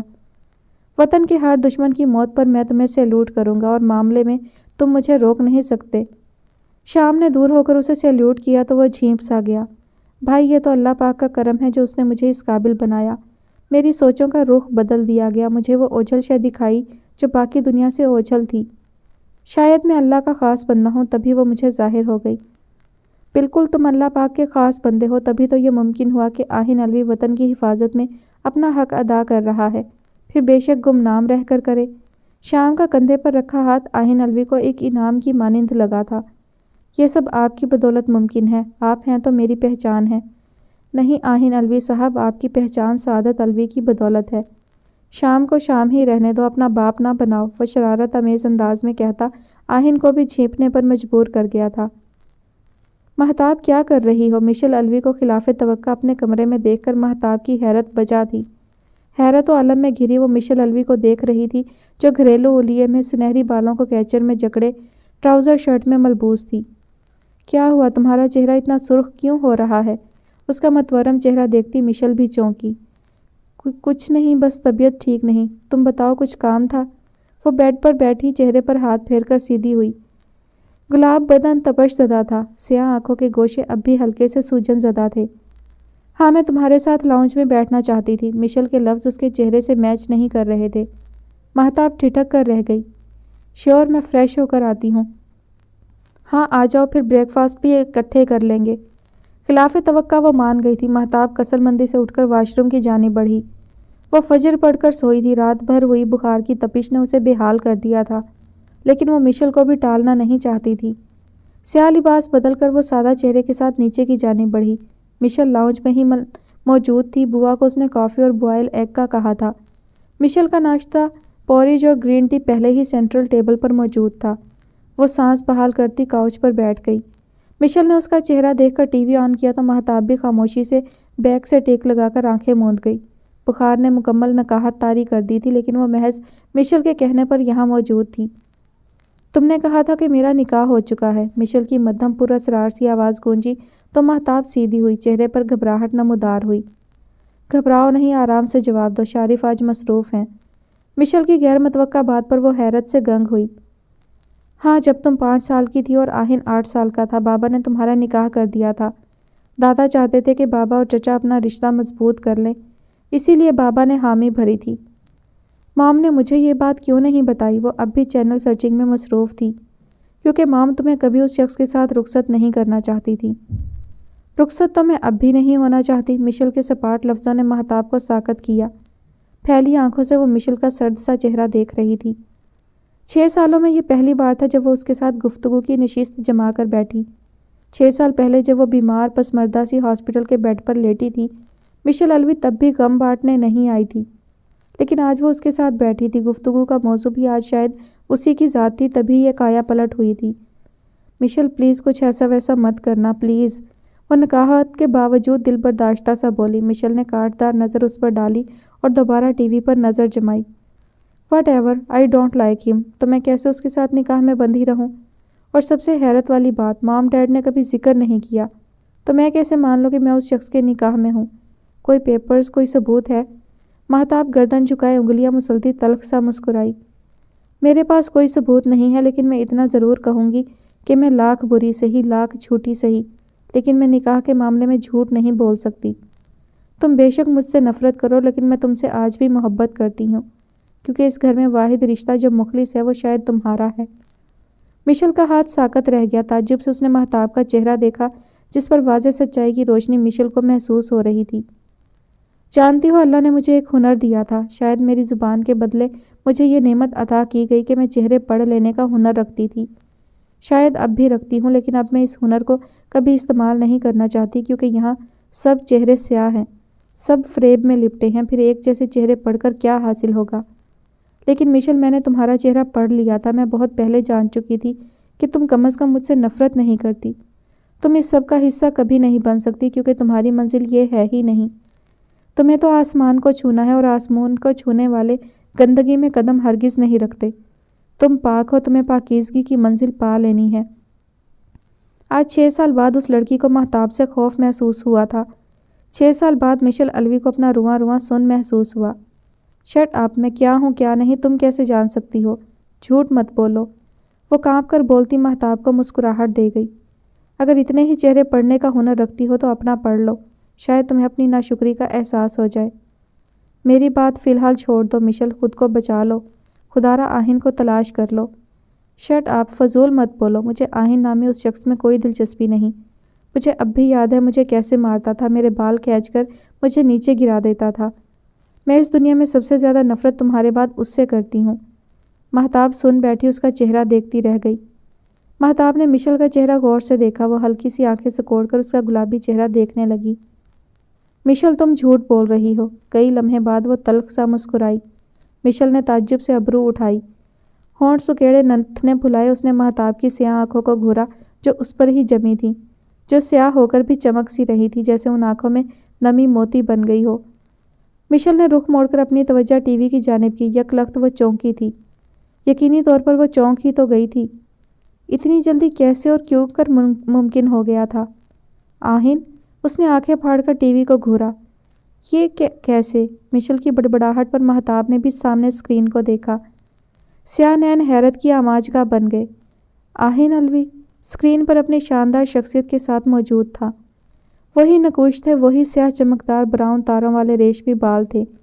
ہاں، رنگت تھوڑی سی نکھر گئی تھی، وہ خوبرو بھی لگ رہا تھا۔ مشل کاؤچ سے اٹھ کر اسکرین کے بالکل قریب آ گئی تھی، جبکہ مہتاب ہنوز اسکرین پر نظر جمائے ساکت بیٹھی رہی۔ کیا دعائیں قبول ہو گئی تھیں؟ اتنی جلدی قبولیت کی سند پا گئی تھیں؟ مشل نے پلکیں جھپک کر اس منظر کو جھٹلانا چاہا، لیکن وہ منظر تو سچ میں اسکرین پر نمودار تھا۔ بڑی سی اسکرین پر اس کا کلوز سین دکھایا جا رہا تھا۔ مشل کا سر نفی میں ہلا، جبکہ مہتاب الوی کے ہاتھ دعائیہ صورت میں اٹھ گئے۔ پلکوں کی باڑ سے آنسو گال پر بہنے لگے۔ بخار نکاہت جیسے اڑنچھو ہوتی چلی گئی۔ 6 سال بعد ہی تو کوئی راہ ہاتھ آئی تھی، یعنی سفر کا آغاز پھر سے ہونے والا تھا۔ شب یقین کی پہلی کڑی مشل الوی کی جانب بڑھ رہی تھی۔ پاپا شارف مان نہیں رہے، مجھے ایکٹنگ کرنی ہے تو بس کرنی ہے۔ منہ پھلا کر اس نے ایک نظر شارف کو دیکھا، جو سربراہی کرسی پر براجمان مٹھی لبوں پر رکھے لیپ ٹاپ کی اسکرین کو گھور رہے تھے۔ پچھلے 2 دن سے وہ انہیں منا رہی تھی، لیکن آج وہ تھک ہار کر باپ کو کال کر چکی تھی۔ جانے دو یار، میری گڑیا کا خواب ہے تو جانے دو اسے۔ زوار الوی کی سفارش پر اس نے شارف کو دیکھا، جو اسے ہی دیکھ رہے تھے۔ ٹھیک ہے، یہ جانا چاہتی ہے تو جائے، لیکن اسد اس کے ساتھ جائے گا، نہ جانے وہاں کیسا ماحول ہو۔ شارف کی پریشانی پر مشل محض مسکرا کر رہ گئی۔ شارف، آپ ٹینشن نہ لیں، وہاں سب اچھا ہوگا، کیونکہ میری ویڈیوز کی دھوم اب میڈیا تک بھی ہونے لگی ہے۔ مصنوعی کالر اچکاتی وہ فراق دلی سے چیئر پر براجمان ہوئی۔ گلابی گال معصومیت سے تمتمائے تھے۔ اس کا قابل دید اطمینان نہ جانے کیوں شارف کو الگ سی بے چینی دے رہا تھا۔ تھینک یو پاپا۔ پاپا کو بائے بول کر وہ دوبارہ شارف کی جانب متوجہ ہوئی۔ ایک بات پوچھنا چاہتا ہوں۔ وہ سیدھے ہوتے کوہنیاں ٹیبل پر ٹکا گئے تھے۔ جی پوچھیں، آپ کب سے اجازت لینے لگے؟ وہ بھی مسکرا رہی تھی۔ یہ ایکٹنگ کا خیال کس نے دماغ میں ڈالا ہے؟ ان کے سوال پر ایک سایہ چہرے پر نمودار ہوا، لیکن چند پل کے لیے۔ مشل الوی کے شوق آپ جانتے ہیں شارف، وہ آنکھیں چھوٹی کیے شرارت سے بولتی شارف کو شاید دھوکہ دینا چاہتی تھی۔ اوکے، ایسا ہی ہو۔ اگر یہ فتنہ خیز خیالات کسی اور کے مرہون منت ہوئے تو انجام کے لیے تیار رہیے گا۔ کل شام کی ٹکٹ ہے کراچی کے لیے، اور میں بھی مہتاب کے ساتھ کچھ دنوں میں ایک کانٹریکٹ کے سلسلے میں جا رہا ہوں۔ ہوپ سو تب تک آپ کو کسی ڈرامہ میں ایز اے ہیروئن رول مل جائے۔ قدرے مسکرا کر انہوں نے مشل کو دیکھا، جو مسکراتی ہوئی کافی خوش نظر آ رہی تھی۔ شارف نے فون کان سے لگا کر ایک نظر مشل الوی کو دیکھ کر نفی میں سر ہلایا تھا۔ مشل کے جانے کی خبر سنتی وہ تلخ سا مسکرا دی تھی، لیکن ایک اطمینان بھی تھا کہ وہ اپنے اصل کی جانب گئی ہے، اور اللہ چاہے تو کیا نہیں ہو سکتا۔ معیز کو اس نے حیرت سے دیکھا۔ خلاف توقع وہ کئی دن بعد آج مہتاب کی جانب آیا تھا۔ وہ آج لاؤنج میں ہی براجمان تھی۔ ملکہ جیسا حلیہ سنہری بال میسی بن میں بندھے تھے، جبکہ تن پر سجی شرٹ ٹراؤزر بھی کافی ملگجی سی تھی۔ معیز کی آنکھیں جیسے ندامت سے جھک سی گئیں۔ اس کا بے نور سا چہرہ جتلا رہا تھا کہ شارف الوی نے مہتاب کی روح پر وار کیا ہے۔ کیسی ہو؟ وہ اپنے دونوں ہاتھ جکڑتا صوفے پر دراز ہوا۔ مہتاب نے غیر یقینی سے اسے دیکھا۔ احد نہیں آیا؟ بخار ہے اسے۔ مختصر جواب میں ہی مہتاب بے چین ہوئی۔ کہاں ہے وہ؟ کیوں نہیں لائے اسے؟ جانتے ہو وہ ٹھیک نہیں، پھر بھی تم نہیں لائے؟ وہ میرے بغیر نہیں رہتا۔ اپنی جگہ سے اٹھتی وہ بے قراری کے سنگ بولتی معیز رؤف کو بھی بے چین کر گئی۔ ریلیکس مہتاب، میں لایا ہوں، میں گاڑی میں لیٹا ہوا ہے۔ دراصل آج میری امپورٹنٹ میٹنگ تھی، پر تم سے ملنا بھی ضروری تھا۔ بوا ماں، احد کو گاڑی سے لے کر آئیں۔ معیز کو نظر انداز کر کے اس نے بوا ماں کو پکارا۔ معیز کو اس کی بے رخی واضح چبھی تھی، لیکن قصور تو اس کا بھی تھا۔ تمہارے بابا رخصتی چاہتے ہیں، وہ جھٹ سے بولا تو مہتاب ساکت ہوئی۔ میں رخصتی نہیں چاہتی، میں اب پوری طرح شارف کے ساتھ کام کرنا چاہتی ہوں۔ اس کی غیر متوقع بات پر معیز ٹھٹک گیا۔ واٹ؟ کیا کہہ رہی ہو تم؟ ہوش میں ہو؟ معیز بازو جکڑ کر گھرایا۔ مہتاب نے فوراً بازو آزاد کروا کر اس کی آنکھوں میں جھانکا تھا۔ معیز کو سیاہ آنکھیں کچھ غیر شناسا سی لگی، لیکن مہتاب کے ہلتے لب کچھ اور ہی داستاں سنا رہے تھے۔ وہ سمجھ تو نہیں پایا، لیکن کچھ تھا کہ وہ خاموش ہو گیا تھا۔ چند ثانیے وہ لب بھینچے کھڑا رہا۔ میں اپنی مرضی کی مالک ہوں، جو میرا دل کرے گا وہ کروں گی، وہ اٹل انداز میں گفت و شنید کرتی معیز کا پارا ہائی کر رہی تھی۔ میری اجازت کے بغیر اگر تم نے کسی غلط راہ پر قدم بھی رکھا تو مجھ سے برا کوئی نہیں ہوگا۔ وہ اسے دھمکاتا جھٹکے سے باہر نکلا تھا۔ تلخ سا مسکراتی وہ واپس کاؤچ پر آ کر بیٹھ گئی۔ شارف ابدال کو ان دونوں میں ہوئی گفتگو حیران کر رہی تھی۔ پہلے مشل اور اب یہ مہتاب۔ آخر کہاں مجھ سے غلطی ہوئی ہے؟ پرسوچ سا وہ آفس میں موجود تھا۔ کچھ مسنگ ہے، وہ ماتھے پر ہاتھ سے ٹھوکر مارتا اب بھی سوچ رہا تھا۔ سوچوں کے تانے بانے میں الجھے اس نے دوسری بوتل کا ڈھکن کھولا۔ نشہ تھا کہ خمار پن بڑھا رہا تھا۔ فی الحال وہ پرسکون ہونا چاہتا تھا۔ شنیل کو بھیجو۔ سائڈ سے فون اٹھا کر اس نے مینیجر کو کال کی۔ کچھ دیر بعد ایک طرح دار سی لڑکی چست سلور ٹاپ اور تنگ بلیک منی سکرٹ پہنے، ریشمی بال کمر پر بکھرائے داخل ہوئی۔ اس کا خوبرو چہرہ دیکھتے وہ پرسکون ہوئے تھے۔ وہ مسکراتی ہوئی شارف کی باہوں کا ہار بنی۔ بنا کچھ بولے وہ سپاٹ انداز سے کمر جکڑے لفٹ کی جانب بڑھے۔ 7ویں منزل میں لفٹ رکی تو وہاں ایک دروازہ تھا۔ اپنے انگوٹھے کا کوڈ ڈال کر انہوں نے دروازہ کھولا۔ وہاں کا منظر ہی کسی اور جہاں کا تھا، جیسے کسی ویران بنجر زمین سے کسی سرسبز وادی میں قدم رکھ دیا ہو۔ چاروں طرف بنے کمروں کے منکش دروازے اس وقت بند تھے۔ سلور بلیک کمبینیشن کا یہ پورشن ایک ڈارک روم کا منظر پیش کر رہا تھا۔ اس پورشن کو ڈارک ورلڈ کہنا زیادہ بہتر تھا۔ لاؤنج میں سجے قیمتی صوفے، زمین پر سجے کشن، دیوار پر ایستادہ سلور اسکرین، غرض وہاں ہر چیز نرالی تھی۔ وہاں کی سب سے خوبصورت چیز آئینے تھے۔ پورے لاؤنج کی خالی دیواروں کی جگہ آئینے تھے۔ ایک جانب چھوٹا سا بار بنایا گیا تھا۔ شیشوں کے کیبن میں رکھی برانڈڈ شراب کی بوتلیں ایک ترتیب سے سجی تھیں۔ یہ محض لاؤنج کا منظر تھا، جبکہ الگ الگ کمروں میں قیمتی فرنیچر کے ساتھ ہر سہولت فراہم کی گئی تھی۔ یہ تھا شارف الوی کا مین بزنس۔ کھلے عام بے راہ روی، کھلے عام زناکاری، کھلے عام نجس کا کام۔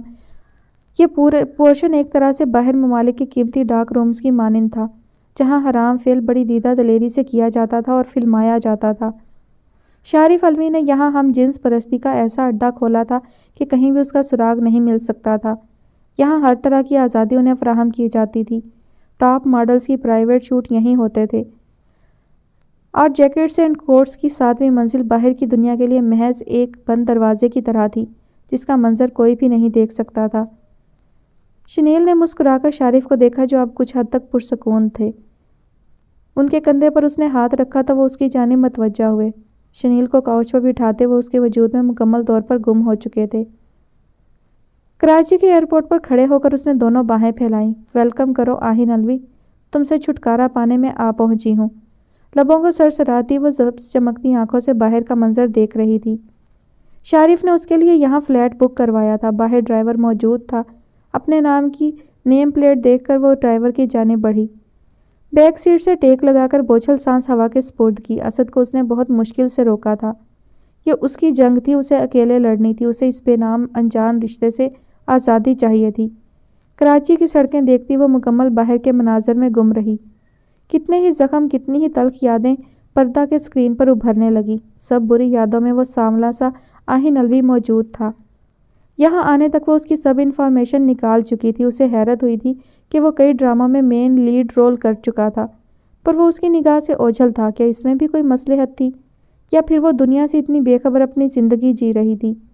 اب محض اس کی لوکیشن سرچ کرنی تھی، باقی معلومات وہ ایک ایجنٹ کے ذریعے حاصل کر چکی تھی۔ وہ یہاں آئی تھی تو اس کے دو ارادے تھے، ایک اسے مشہور ایکٹریس بننا تھا، دوسرا اسے آہن سے آزادی حاصل کرنی تھی۔ اس نے اپنی سوچ سے مہتاب کو بھی آگاہ نہیں کیا تھا، شبنم بیگم کو بھی اس نے سرسری سا بتایا تھا۔ وہ شارف ابدال کو یہ حقیقت بتا دیتی، لیکن وہ خود اس شخص سے اپنی تکلیفات کا بدلہ لینا چاہتی تھی اور بعد میں انہیں بتانا چاہتی تھی۔ گاڑی ایک بلڈنگ کے سامنے رکی تو وہ خواب سے حقیقت کی دنیا میں لوٹی۔ میڈم، یہ آپ کے فلیٹ کی چابی، میں ہر وقت نیچے موجود رہوں گا، آپ کو جہاں جانا ہو آپ مجھے کہہ دینا۔ ڈرائیور کی بات پر وہ اس بات میں سر ہلاتی گاڑی سے اتر کر لفٹ کی جانب بڑھی تھی۔ مہتاب کے بے باک فیصلے پر معیز اب تک حیرت زدہ تھا۔ عہد کو کھانا کھلانا نہ جانے کہاں سے ابیحہ مراد کا چمکتا عکس آنکھوں میں لہرایا۔ اس نے بھی تو دیدہ دلیری سے اپنے فیصلے کیے تھے، اور پھر بدبختی نے اسے ایسا نوچا تھا کہ وہ شکل دکھانے کے قابل نہیں رہی تھی۔ نہ جانے وہ بدبخت کہاں تھی جس نے اپنے ہاتھوں سے اپنی زندگی اجاڑی تھی۔ وہ عہد کو دیکھتا جیسے آج ماضی کی تلخ یادوں میں کھویا تھا، جب ابیحہ مراد اس بچے کے کمبل پر ایک نوٹ چسپاں کیے نہ جانے کن راہوں کی باسی بن گئی تھی۔ ان 6 سالوں نے معیز رف کو جیسے کئی اندیکھی زنجیروں میں جکڑا تھا۔ جو خواب وہ چھوٹی عمر سے دیکھتا آیا وہ کانچ کی طرح ایسا ٹوٹا تھا کہ اب بھی کئی کرچیاں بدن میں پیوست تھیں۔ شارف ابدال صرف مہتاب کا مجرم نہیں تھا، وہ شخص تو ہر انسان کا مجرم تھا جس نے اسے پیار دیا تھا، بھروسہ دیا تھا۔ بابا ماما کب آئیں گی؟ جلد آئیں گی، بابا کی لگن سچی ہے، وہ ابیحہ مراد کو ڈھونڈ لیں گے۔ بے خیالی میں بولتا وہ عہد کو بھی چونکا گیا۔ ابیحہ کون پاپا؟ عہد کے سوال پر وہ ٹھٹک گیا۔ پیشانی مسل کر اس نے سانسوں کا تاثر حبس زدہ فضا کو سپرد کیا۔ کوئی نہیں بیٹا، بابا آپ کو آج پلے لینڈ لے کر چلیں گے۔ نرمی سے گال چوم کر اس نے ایک اور نوالا اس کے منہ کی جانب بڑھایا تھا۔ صبح اس کی آنکھ 10 بجے کھلی۔ ایجنٹ کا میسج موبائل پر آ چکا تھا، اس میں آہن الوی کا پورا بائیو ڈیٹا تھا۔ یہ کام ایجنٹ کے لیے مشکل تو تھا، لیکن مشل نے اس کا منہ پیسوں سے بھر کر ہی یہ انفارمیشن نکالی تھی۔ بدر الوی ہاؤس کا ایڈریس نوٹ کرتی وہ فریش ہونے بڑھ گئی۔ سیاہ سلیو لیس لانگ فراک پہنے، کانوں میں آویزیں ڈال کر اس نے تازہ ڈائی شدہ بالوں کو کمر پر جھٹک دیا۔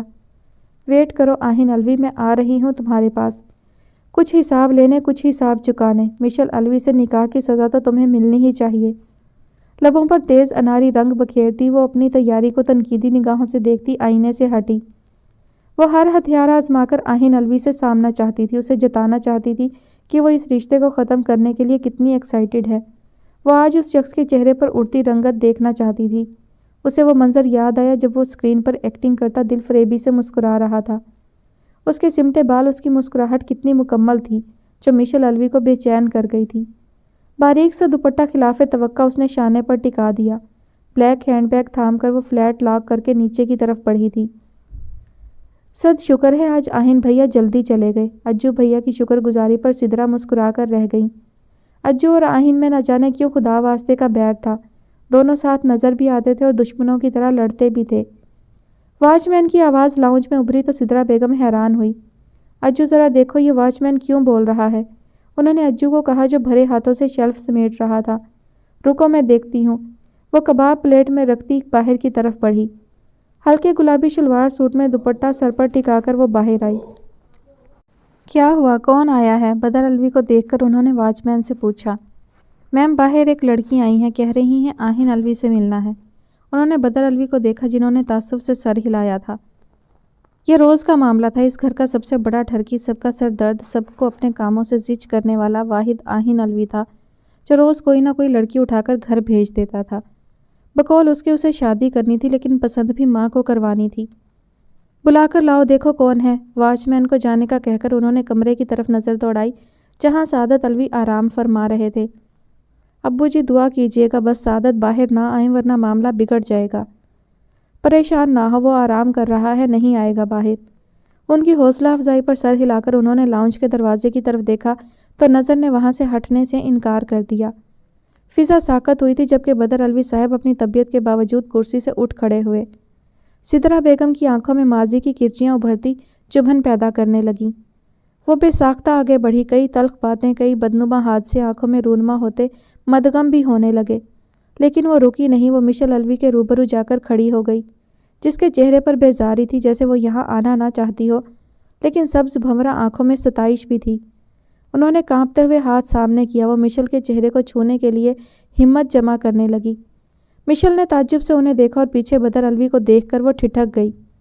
وہ اس کے دادا تھے جن کی گود میں بیٹھ کر وہ دنیا بھر کی باتیں کیا کرتی تھی۔ سامنے چچی تھیں جن کے گلے میں لٹک کر وہ ننھی ننھی فرمائشیں پوری کرواتی تھی۔ لیکن وہ لمحے چند پل بھر کے لیے تھے، پھر وقت بدل گیا۔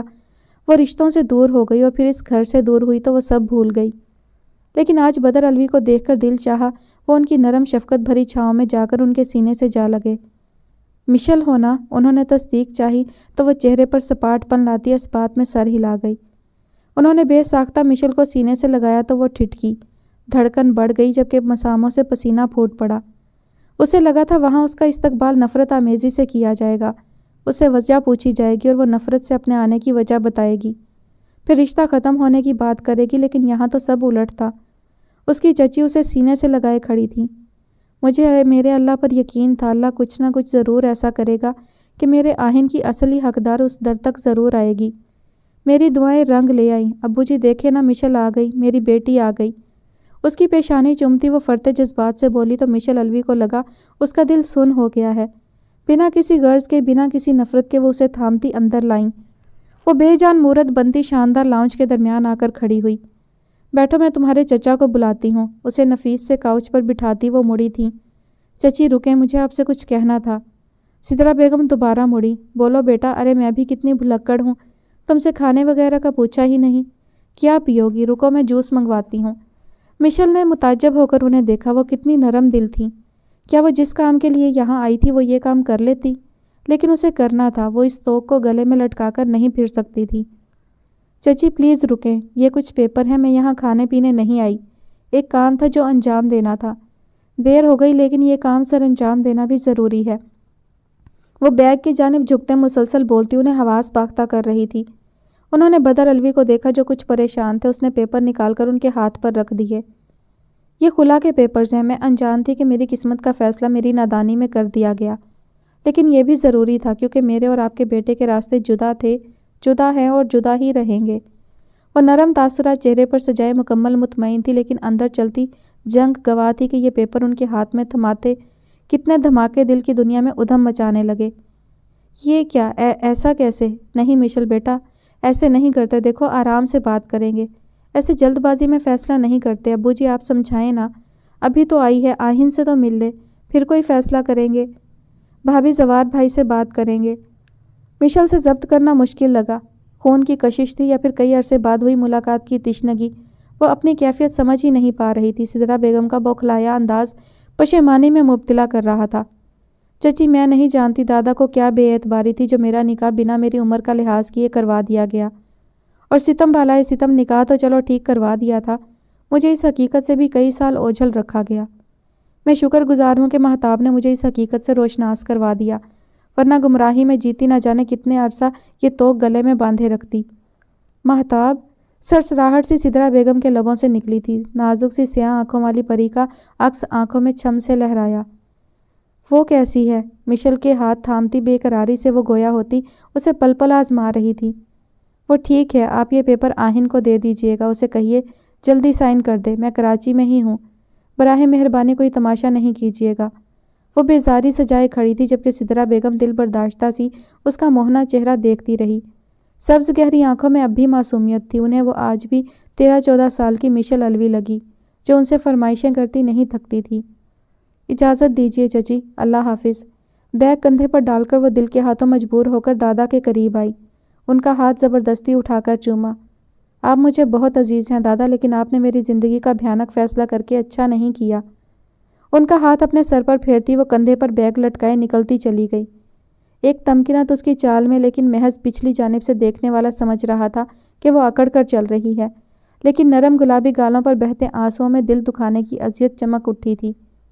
مشل الوی لاکھ بری سہی، لیکن وہ چند رشتوں میں بہت مخلص تھی۔ ان چند رشتوں میں اس کے دادا اور چچا چچی ہر دم شامل رہے تھے۔ گھر کی فضا ہلکی سی سوگواری میں لپٹی محسوس ہوئی تو آہن الوی کو بھی باوثوق ذرائع سے خبر مل چکی تھی۔ نٹ کھٹ سے آہن الوی اس وقت خونخوار شیر کا روپ دھارے سرد انداز میں کھڑا تھا۔ آپ نے اسے گھر میں آنے کیسے دیا؟ آہن نے قریب چوتھی بار سوال دہرایا تو سعادت الوی نے اسے گھورا۔ مقابل کان کی لو کھجا کر رہ گیا۔ تمہاری اتنی سنجیدہ ایکٹنگ ٹی وی پر ہی اچھی لگتی ہے۔ وہ بھرپور سنجیدہ ماحول میں بھی طنز کرنے سے باز نہیں آئے۔ سدرا بیگم کا سر پیٹ لینے کو دل چاہا۔ ڈیڈ آپ خود دیکھیں، وہ ہمارے گھر آئی، مام کو پیپر دیے، دادا کا ہاتھ بھی چوما، سر پر پیار بھی لیا اور میڈم پیپر تھما کر چلتی بنی، اور میری صدا کی بھولی ماں نے خوب آؤ بھگت کا سوچ لیا تھا۔ خفگی بھری نگاہ سے ماں کو دیکھتا وہ اب تھوڑا دل برداشتہ تھا۔ آہن کی نظر انہیں واضح محسوس ہوئی۔ میں سوچ رہی تھی اس بارے میں شام کو پتہ نہیں چلنا چاہیے۔ ان کی غیر متوقع بات پر آہن نے دانت پیسے۔ آپ کہہ رہی ہیں سامنے دریا ہو، شام بھائی وہاں سے آنکھیں بند کر کے گزر جائیں اور انہیں خبر نہ ہو کہ دریا میں پانی نہیں تھا؟ تم اپنی طرح بکواس باتیں ہی کہنا۔ سعادت الوی کی زبان میں کھجلی ہوئی۔ مام وہ پیپر مجھے دے، میں ابھی سائن کرتا ہوں، شکر ہے میری جان چھوٹ جائے گی، اور سلینا جو مجھ سے شادی کرنا چاہتی ہے، ایون وہ جو اس کی سویٹ سی ممی کی مجھے گھر داماد بنانے کی خواہش رکھتی ہیں، وہ بھی پوری ہو جائے گی۔ سعادت الوی کو باور کرواتا وہ کمرے میں نظر دوڑائے لاپرواہ سا بنا۔ آہن مجھ سے تھپڑ مت کھا لینا۔ سعادت الوی کی دہاڑ پر اس نے ماں کو مدد طلب نظروں سے دیکھا جو اب اسے نہایت وحشت ناک طریقے سے گھور رہی تھی۔ آہن نے کندھے اچکا کر معصومیت کا لبادہ اوڑھا۔ دیکھو آہن، میں جانتی ہوں تم اس وقت دل برداشتہ ہو، میری بات تمہیں سمجھ میں نہیں آئے گی۔ وہ بچی جب یہاں آئی اس کے چہرے پر جیسے حسرتوں کا جہان آباد تھا۔ جس طرح وہ ابو جی سے ملی مجھے حیرت ہوئی تھی۔ 6 سال آہن، بلکہ 6 سال کہاں 8 سال وہ ابو جی سے نہیں ملی تھی۔ 11-12 سال کی تھی جب وہ اپنے گھر شفٹ ہوئی تھی۔ اب واپس آئی تو ابو جی سے ایسے ملی کہ جیسے بہت عرصے سے انہیں جانتی ہو۔ تم اسی سے اندازہ لگا لو کہ وہ رشتوں کو ترسی ہوئی ہے۔ بھابھی نے ہمیشہ بچوں کو سہولیات دینے کی کوشش کی تھی، کبھی سہولیات سے ہٹ کر پیار نہیں دیا۔ اب تو وہ کافی بڑی ہو گئی ہے، ماشاءاللہ حسن میں وہ حوروں کو بھی مات دے رہی تھی۔ انہوں نے بات کا پینترا بدلا تو آہن نے ترچھی نگاہ ان پر ڈالی۔ نگاہ میں واضح تھا کہ آیا آپ کہنا کیا چاہ رہی ہیں؟ تم ماشاءاللہ سمجھ بوجھ رکھتے ہو، تحمل سے کوئی بھی فیصلہ کرنا۔ ابو جی نے بڑی خوشی سے یہ نکاح کروایا تھا، میں نہیں چاہتی اتنا غم دیکھنے کے بعد بھی انہیں خوشی نصیب نہ ہو۔ ہم لوگوں کو جینے کا کیا فائدہ؟ سدرا بیگم کی درست نشاندہی پر آہن پیشانی مسل کر رہ گیا۔ سنہری بھوری سی تاریں اب بھی ماتھے پر بکھری تھیں۔ نیلی شرٹ شکن زدہ تھی، وہ ملکچے سے حلیے میں بھی کافی خوبرو لگ رہا تھا۔ ان 6 سالوں میں آہن الوی نے اپنی شخصیت کو انتھک محنت کے بعد ایسا نکھارا تھا کہ کوئی جان نہیں پاتا تھا کہ یہ گلی محلے کا عام سا آہن الوی ہے۔ سدرا بیگم میٹھی نظروں سے بیٹے کو نہار کر کئی دعائیں اس پر پھونک ڈالیں۔ ٹھیک کہہ رہی ہو سدرا، میں یہی چاہتا ہوں کہ مشل اس گھر میں ہی آئے اور پوری عزت مان مرتبے سے آئے، اور ابو کو بھی کم از کم ایک پوتے کی خوشی نصیب ہو جائے۔ یعنی میں گلے میں ہڈی پھنسا لوں۔ دونوں ہاتھ اپنی طرف موڑے وہ تڑح کر بولا۔ سعادت الوی نے نگاہ سے اسے فٹے منہ کہا، آپ کا جو فیصلہ ہو مجھے بتا دیجیے گا۔ اس مورت کو کب لا کر گھر میں سجانا ہے مجھے اطلاع کر دینا، میں عزت مان مرتبے کے ساتھ اس مہان ہستی کو لے آؤں گا۔ تن فن کرتا وہ کمرے سے باہر نکلا۔ سدرا بیگم پرتفکر بھل ماتھے پر سجائے سعادت الوی کو دیکھ کر رہ گئی تھی۔ خلا نامہ وہ دے تو آئی تھی لیکن اب طبیعت خود کو بھی بے چین تھی۔ نہ جانے آہن الوی کا کیا رد عمل ہوتا۔ کچھ دیر وہ ساکت سی بیڈ پر لیٹی رہی، لیکن اسے اب اس ایک جگہ بیٹھ کر سوچنا نہیں تھا۔ وہ لیپ ٹاپ گود میں رکھ کر مختلف ویب سائٹس پیج کھنگالنے لگی جہاں وہ اپنا پورٹ فولیو بھیج سکتی تھی۔ ایک جنون، ایک خواب تھا جو آنکھوں میں سمٹ آیا تھا۔ اسے آہن الوی کو 2 طریقوں سے مات دینی تھی، ایک اس سے طلاق لے کر، دوسرا اس سے اونچا مقام حاصل کر کے۔ لیپ ٹاپ کی جانب متوجہ وہ ارد گرد سے مکمل بے خبر تھی جب اس کا فون تھر تھرایا تھا۔ شارف کا نام دیکھ کر وہ تنے اعصاب بحال کرتی کال پک کر چکی تھی۔ کیسے ہیں شارف؟ وہ قدرے خوشگواری سے بولتی بیڈ گراؤنڈ سے ٹیک لگا گئی۔ میری ایک ڈائریکٹر سے بات ہو گئی ہے، تم بس وہاں چلی جانا، تمہیں سائن کر دیا جائے گا۔ شارف کی تفصیلی اطلاع پر اس نے دانت پیسے تھے۔ شارف، میں خود کچھ بننا چاہتی ہوں، میں چاہتی تو آپ کو وہیں لاہور میں ہی بتا دیتی۔ مشل، میں آپ کو اتنی دور بھیجنا نہیں چاہتا تھا لیکن وہاں بھیج دیا، یہ مت سوچیں کہ آپ پر میری نظر نہیں ہے۔ شارف پلیز، وہ بمشکل کہہ پائی۔ کل چلی جانا، تمہارا کام آسانی سے ہو جائے گا، ایڈریس میں سینڈ کرتا ہوں۔ وہ کال کٹ کرتے مشل کو جھنجھلا چکے تھے۔ وہ بیڈ سے کھڑی ہوتی ارد گرد چکر کاٹنے لگی۔ ایک ہاتھ کمر پر تھا تو دوسرا بالوں کو سہلا رہا تھا۔ यकलख्त उसकी नज़र भटकी, आंखें छोटी किए वो कोने में देखती रही थी। वहाँ एक छोटा सा कैमरा लगा हुआ था। सॉरी शारिफ, उसने मोबाइल उठाकर शारिफ को मैसेज भेजा था। शारिफ की छठी हिस्स जो करना हुई। उन्होंने बेसाख्ता लैपटॉप को सामने किया तो सामने शर्ट ट्राउज़र पहने मिशेल अलवी कैमरे को ही घूर रही थी। ओह माय गॉड महताब, तुमने ये अच्छा नहीं किया। वो दांत पीसते महताब को भी जैसे मसल देना चाहते थे।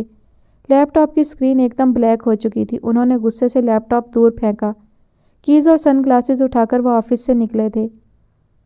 शारिफ की इस हरकत पर उसका खून तो खोला था, लेकिन वो जब्त कर गई थी। चाहती तो वो उससे बाज़पुर्स कर सकती थी, लेकिन वो महज खामोश रही थी, क्योंकि वो आज भी उनके लिए इज्जत के रुतबे पर थे। भूख की कैफियत महसूस करती वो उठकर किचन की तरफ बढ़ी थी।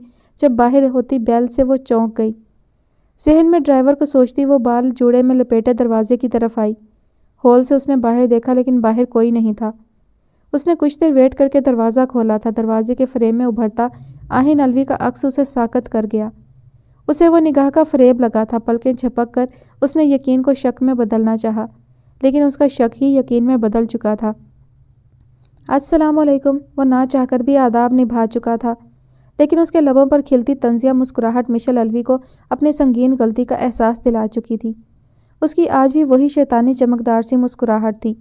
मिशेल ने घबराकर दरवाज़ा बंद करना चाहा, लेकिन वो पूरी कुव्वत से दरवाजे पर हाथ रखकर उसे बंद करने से रोक चुका था। डार्क मैरून हुडी और जीन्स में उसने चेहरे पर मास्क लगाया हुआ था, जो अब ठोड़ी पर अटका था। पहचाना? उसने आंख दबाकर अपनी जानिब इशारा दिया तो मिशेल की ज़ुबान गंग हुई। उसकी पूरे एतमादी उसका तंजिया मुस्कुराना ना जाने क्यों से खतरे की घंटी का एहसास दिला रहा था। तुम यहाँ क्यों आए हो? वो चीख कर बोलती इर्द गिर्द भी देख रही थी। अरे वाह, मिशेल अलवी को आहिन अलवी की ज़ात पूरी तरह अजबर है। तभी एक झटके में पहचान लिया। दाद देती पुरतपिश निगाह उसके चेहरे पर टिकाए वो बोलता, मिशेल अलवी को आज भी जहर लगा था। मिस्टर आहिन अलवी, तुम्हारी बदसूरत ज़ात और बदसूरत शक्ल में लाखों में पहचान सकती हूँ, क्योंकि मुझे तुमसे बेइंतहा नफ़रत है। वो बाजू सीने पर लपेटती अपना खौफ पूरी तरह ज़ायल कर चुकी थी। आहिन का कहकहा बेसाख्ता था। अपने बालों में हाथ फेरता वो हंसता चला गया। मिशेल को वो कोई नफसियाती इंसान लगा। पल भर में वो सपाट होता, उसे बाजू से पकड़कर अंदर करता, खुद भी अंदर हुआ और दरवाज़ा बंद किया था। मिशेल का सारा एतमाद हवा होता महसूस हुआ। फ़क होते चेहरे के साथ वो मुकाबिल की यह हरकत बमुश्किल बर्दाश्त कर पाई थी। ये क्या हरकत है? तुम अंदर क्यों आ रहे हो? दरवाजे से टेक लगाता वो मिशेल अलवी को अपनी तरफ खींच चुका था। मैं अपनी होने वाली बीवी के घर आया हूँ, जो बदकिस्मती से मेरे निकाह में भी है। कान में सरगोशियाना बोलता वो मिशेल को दहका गया था। मिशेल बमुश्किल उसके सीने पर हाथ रखती फासला बनाए थमी। उसके चौड़े मजबूत जिसामत के सामने वह दुबली पतली मिशेल अलवी पूरी तरह छुप सी गई थी। कलोन की तेज़ महक महसूस करती वो उसकी चॉइस की गर्विदा हुई। मैं तो समझता था तुम चंद सालों में ही हकीकत जान जाओगी, लेकिन तुमने तो इतने साल लगा दिए। क्या मेरा और अपना यह मजबूत रिश्ता इतना अजीज था जो इसे ख़त्म करने में इतना वक्त लिया? एक बार फिर कदरे करीब झुके गंभीर सी सरगोशी में वो मुकाबिल का खून पूरी तरह जला चुका था। शिट आहिन, वो चीखी थी। तसीम मिशेल अलवी, अब मैं आम आहिन अलवी नहीं हूँ जो आपकी फजूल बकवास, फजूल चीखो पुकार बर्दाश्त करूँगा। मैं फेमस एक्टर आहिन अलवी हूँ, जो लोगों को झुकाना जानता है। अपने कदमों की जानिब इशारा देता वो मिशेल को तज़हीक के शदीद एहसास से दो चार कर गया था। तुम अगर एक्टर हो तो मैं भी मिशेल अलवी हूँ। कामयाबी तो मेरे कदमों की धूल है। तुमसे कामयाब एक्टर बनने ही तो यहाँ आई हूँ, और तुम्हें ज़ेर करके ही तुम्हारे मुंह पर तमाचा ना मारा तो मेरा नाम बदल देना। अहानत के शदीद एहसास से वो फट पड़ी थी। व्हाट अ जोक, वो मिशेल की जानिब इशारा किए कहकहा लगाता दोहरा हुआ था। वैसे वही टेढ़ी की टेढ़ी खीर हो। मुझे लगा था कुछ अदब व आदाब सीख गई होगी, लेकिन तुम वही अनपढ़ जाहिल गंवार हो। उसकी बेबाक हंसी पर दांत पीसती वो उसे दूर धकेलते अंदर बढ़ने लगी। मुकाबिल ने एक बार फिर कलाई पकड़कर उसे अपनी तरफ खींचा। नाजुक कलाई पर उसकी सख्त गिरफ्त महसूस करती वो सिसके बिना नहीं रह पाई। तुम्हारे लबो लहजे और एटीट्यूड ने साबित कर दिया है कि तुम्हारे बाप ने रिश्वत देकर ही तुम्हें BA पास करवाया है। चलो कोई बात नहीं, मेरे पास जब आओगी तो मैं तुम्हें बिना रिश्वत लिए पढ़ा दूंगा। लबों पर चमकती तंजिया मुस्कुराहट और आंखों में जुमानी जज्बात देखती वह कलाई छुड़वाती उसे मारने को दौड़ी थी। सच कड़वा होता है, देखो ज़रा तुम्हारे चेहरे पर सच्चाई नज़र आ रही है। मिशेल अलवी को पैसे के बल पर जंग जीतना पसंद है। उसकी सब्ज आंखों में देखता वो मिशेल अलवी को अच्छा खासा जिच कर चुका था। आहिन, दफ़ा हो जाओ यहाँ से, वरना मैं सिक्योरिटी को बुला लूँगी। वो तैश से चीखी थी। سیکیورٹی کو میں تمہارے والے طریقے سے ہی پٹا کر آیا ہوں، یعنی رشوت دے کر۔ خیر، بحث تو آئندہ زندگی میں چلتی رہے گی۔ وہ ذرا توقف کے لیے رکا۔ میں نے لہنگا پسند کر لیا ہے، تم میرے لیے بلیک شیروانی لینا، کیونکہ سب کہتے ہیں سیاہ رنگ جچتا ہے آہن الوی پر، سو بلیک شیروانی ہی لینا۔ لہنگا تمہیں بہت پسند آئے گا، کیونکہ میری چوائس ہر چیز میں اچھی رہی ہے سوائے تمہارے۔ اس کی حسین صورت پر وہ چوٹ کرنے سے باز نہیں آیا تھا۔ آئندہ 15 دن تک میں تمہیں پورے رواجوں کے ساتھ رخصت کروا کر لے جاؤں گا۔ اس کی پورے اعتمادی، اس کا استحقاق بھرا انداز مشیل الوی کو ساکت کر گیا تھا۔ چہرے پر نمو ہوتی سرخی کو آہن نے بھرپور انجوائے کیا تھا۔ میری جوتی بھی تمہارے ساتھ رخصت نہیں ہوگی، وہ تڑک کر بولی تھی۔ جوتی؟ اوپس، ہیل تو تم پاؤں میں پہنو گی، رخصت میں باہوں میں بھر کر لوں گا۔ مقابل کی بے باکی پر آنکھیں پھیلاتی وہ بمشکل اس کا انداز ہضم کر پائی۔ کہیں سے بھی نہیں لگ رہا تھا کہ اتنے عرصے بعد وہ مل رہے ہیں۔ میں پہلی بار تمہارے گھر آیا ہوں، کچھ کھانے کو تو پوچھو۔ آہن کا پل پل بدلتا روپ اسے حیران پریشان کر رہا تھا۔ مشیل اس کے چہرے کے تاثرات سے بھی اندازہ نہیں لگا پا رہی تھی کہ اس شخص کے دل دماغ میں چل کیا رہا ہے۔ وہ حد درجہ بے باک ہو چکا تھا، اس کی سیاہ آنکھوں میں روشن الاؤ اس کو ڈگمگا رہے تھے۔ مجھے پتا تھا تم جاہل تھی، جاہل ہی رہو گی۔ خیر، شادی کے بعد میں تمہیں سب سکھا دوں گا۔ آفٹر آل تم میرے لیے صبح صبح ناشتہ بنایا کرو گی۔ اسے خاموش دیکھ کر وہ پھر شروع ہوا تھا مستقبل کی حسین پلاننگ کرتا۔ وہ کچھ دور ہٹا۔ مشیل کی سانس میں سانس آئی تھی، لیکن مقابل نے بازو سے پکڑ کر ایک بار پھر اسے قریب کیا۔ پوری تیاری کے ساتھ آؤں گا، اگر ذرا بھی ہوشیاری کی تو میرا وہ روپ دیکھو گی جو میں بہت کم لوگوں کو دکھاتا ہوں۔ اس کے لہجے میں پنپتی واضح دھمکی پر وہ خوف سے پہلی بار سفید پڑی۔ نرمی سے 2 انگلیاں لب سے لگا کر اس نے مشیل کے گال پر مس کی۔ مشیل الوی اس کی جرأت پر دنگ رہ گئی تھی۔ سی یو سون، ہاتھ سیلوٹ کی طرح ماتھے تک لے جا کر وہ ساکت کھڑی مشیل الوی کو چھوڑتا باہر نکل گیا تھا۔ چہرے پر امڑ آتی سرخی اور تپش کو محسوس کرتی وہ دروازے کا سہارا لیے کھڑی تھی۔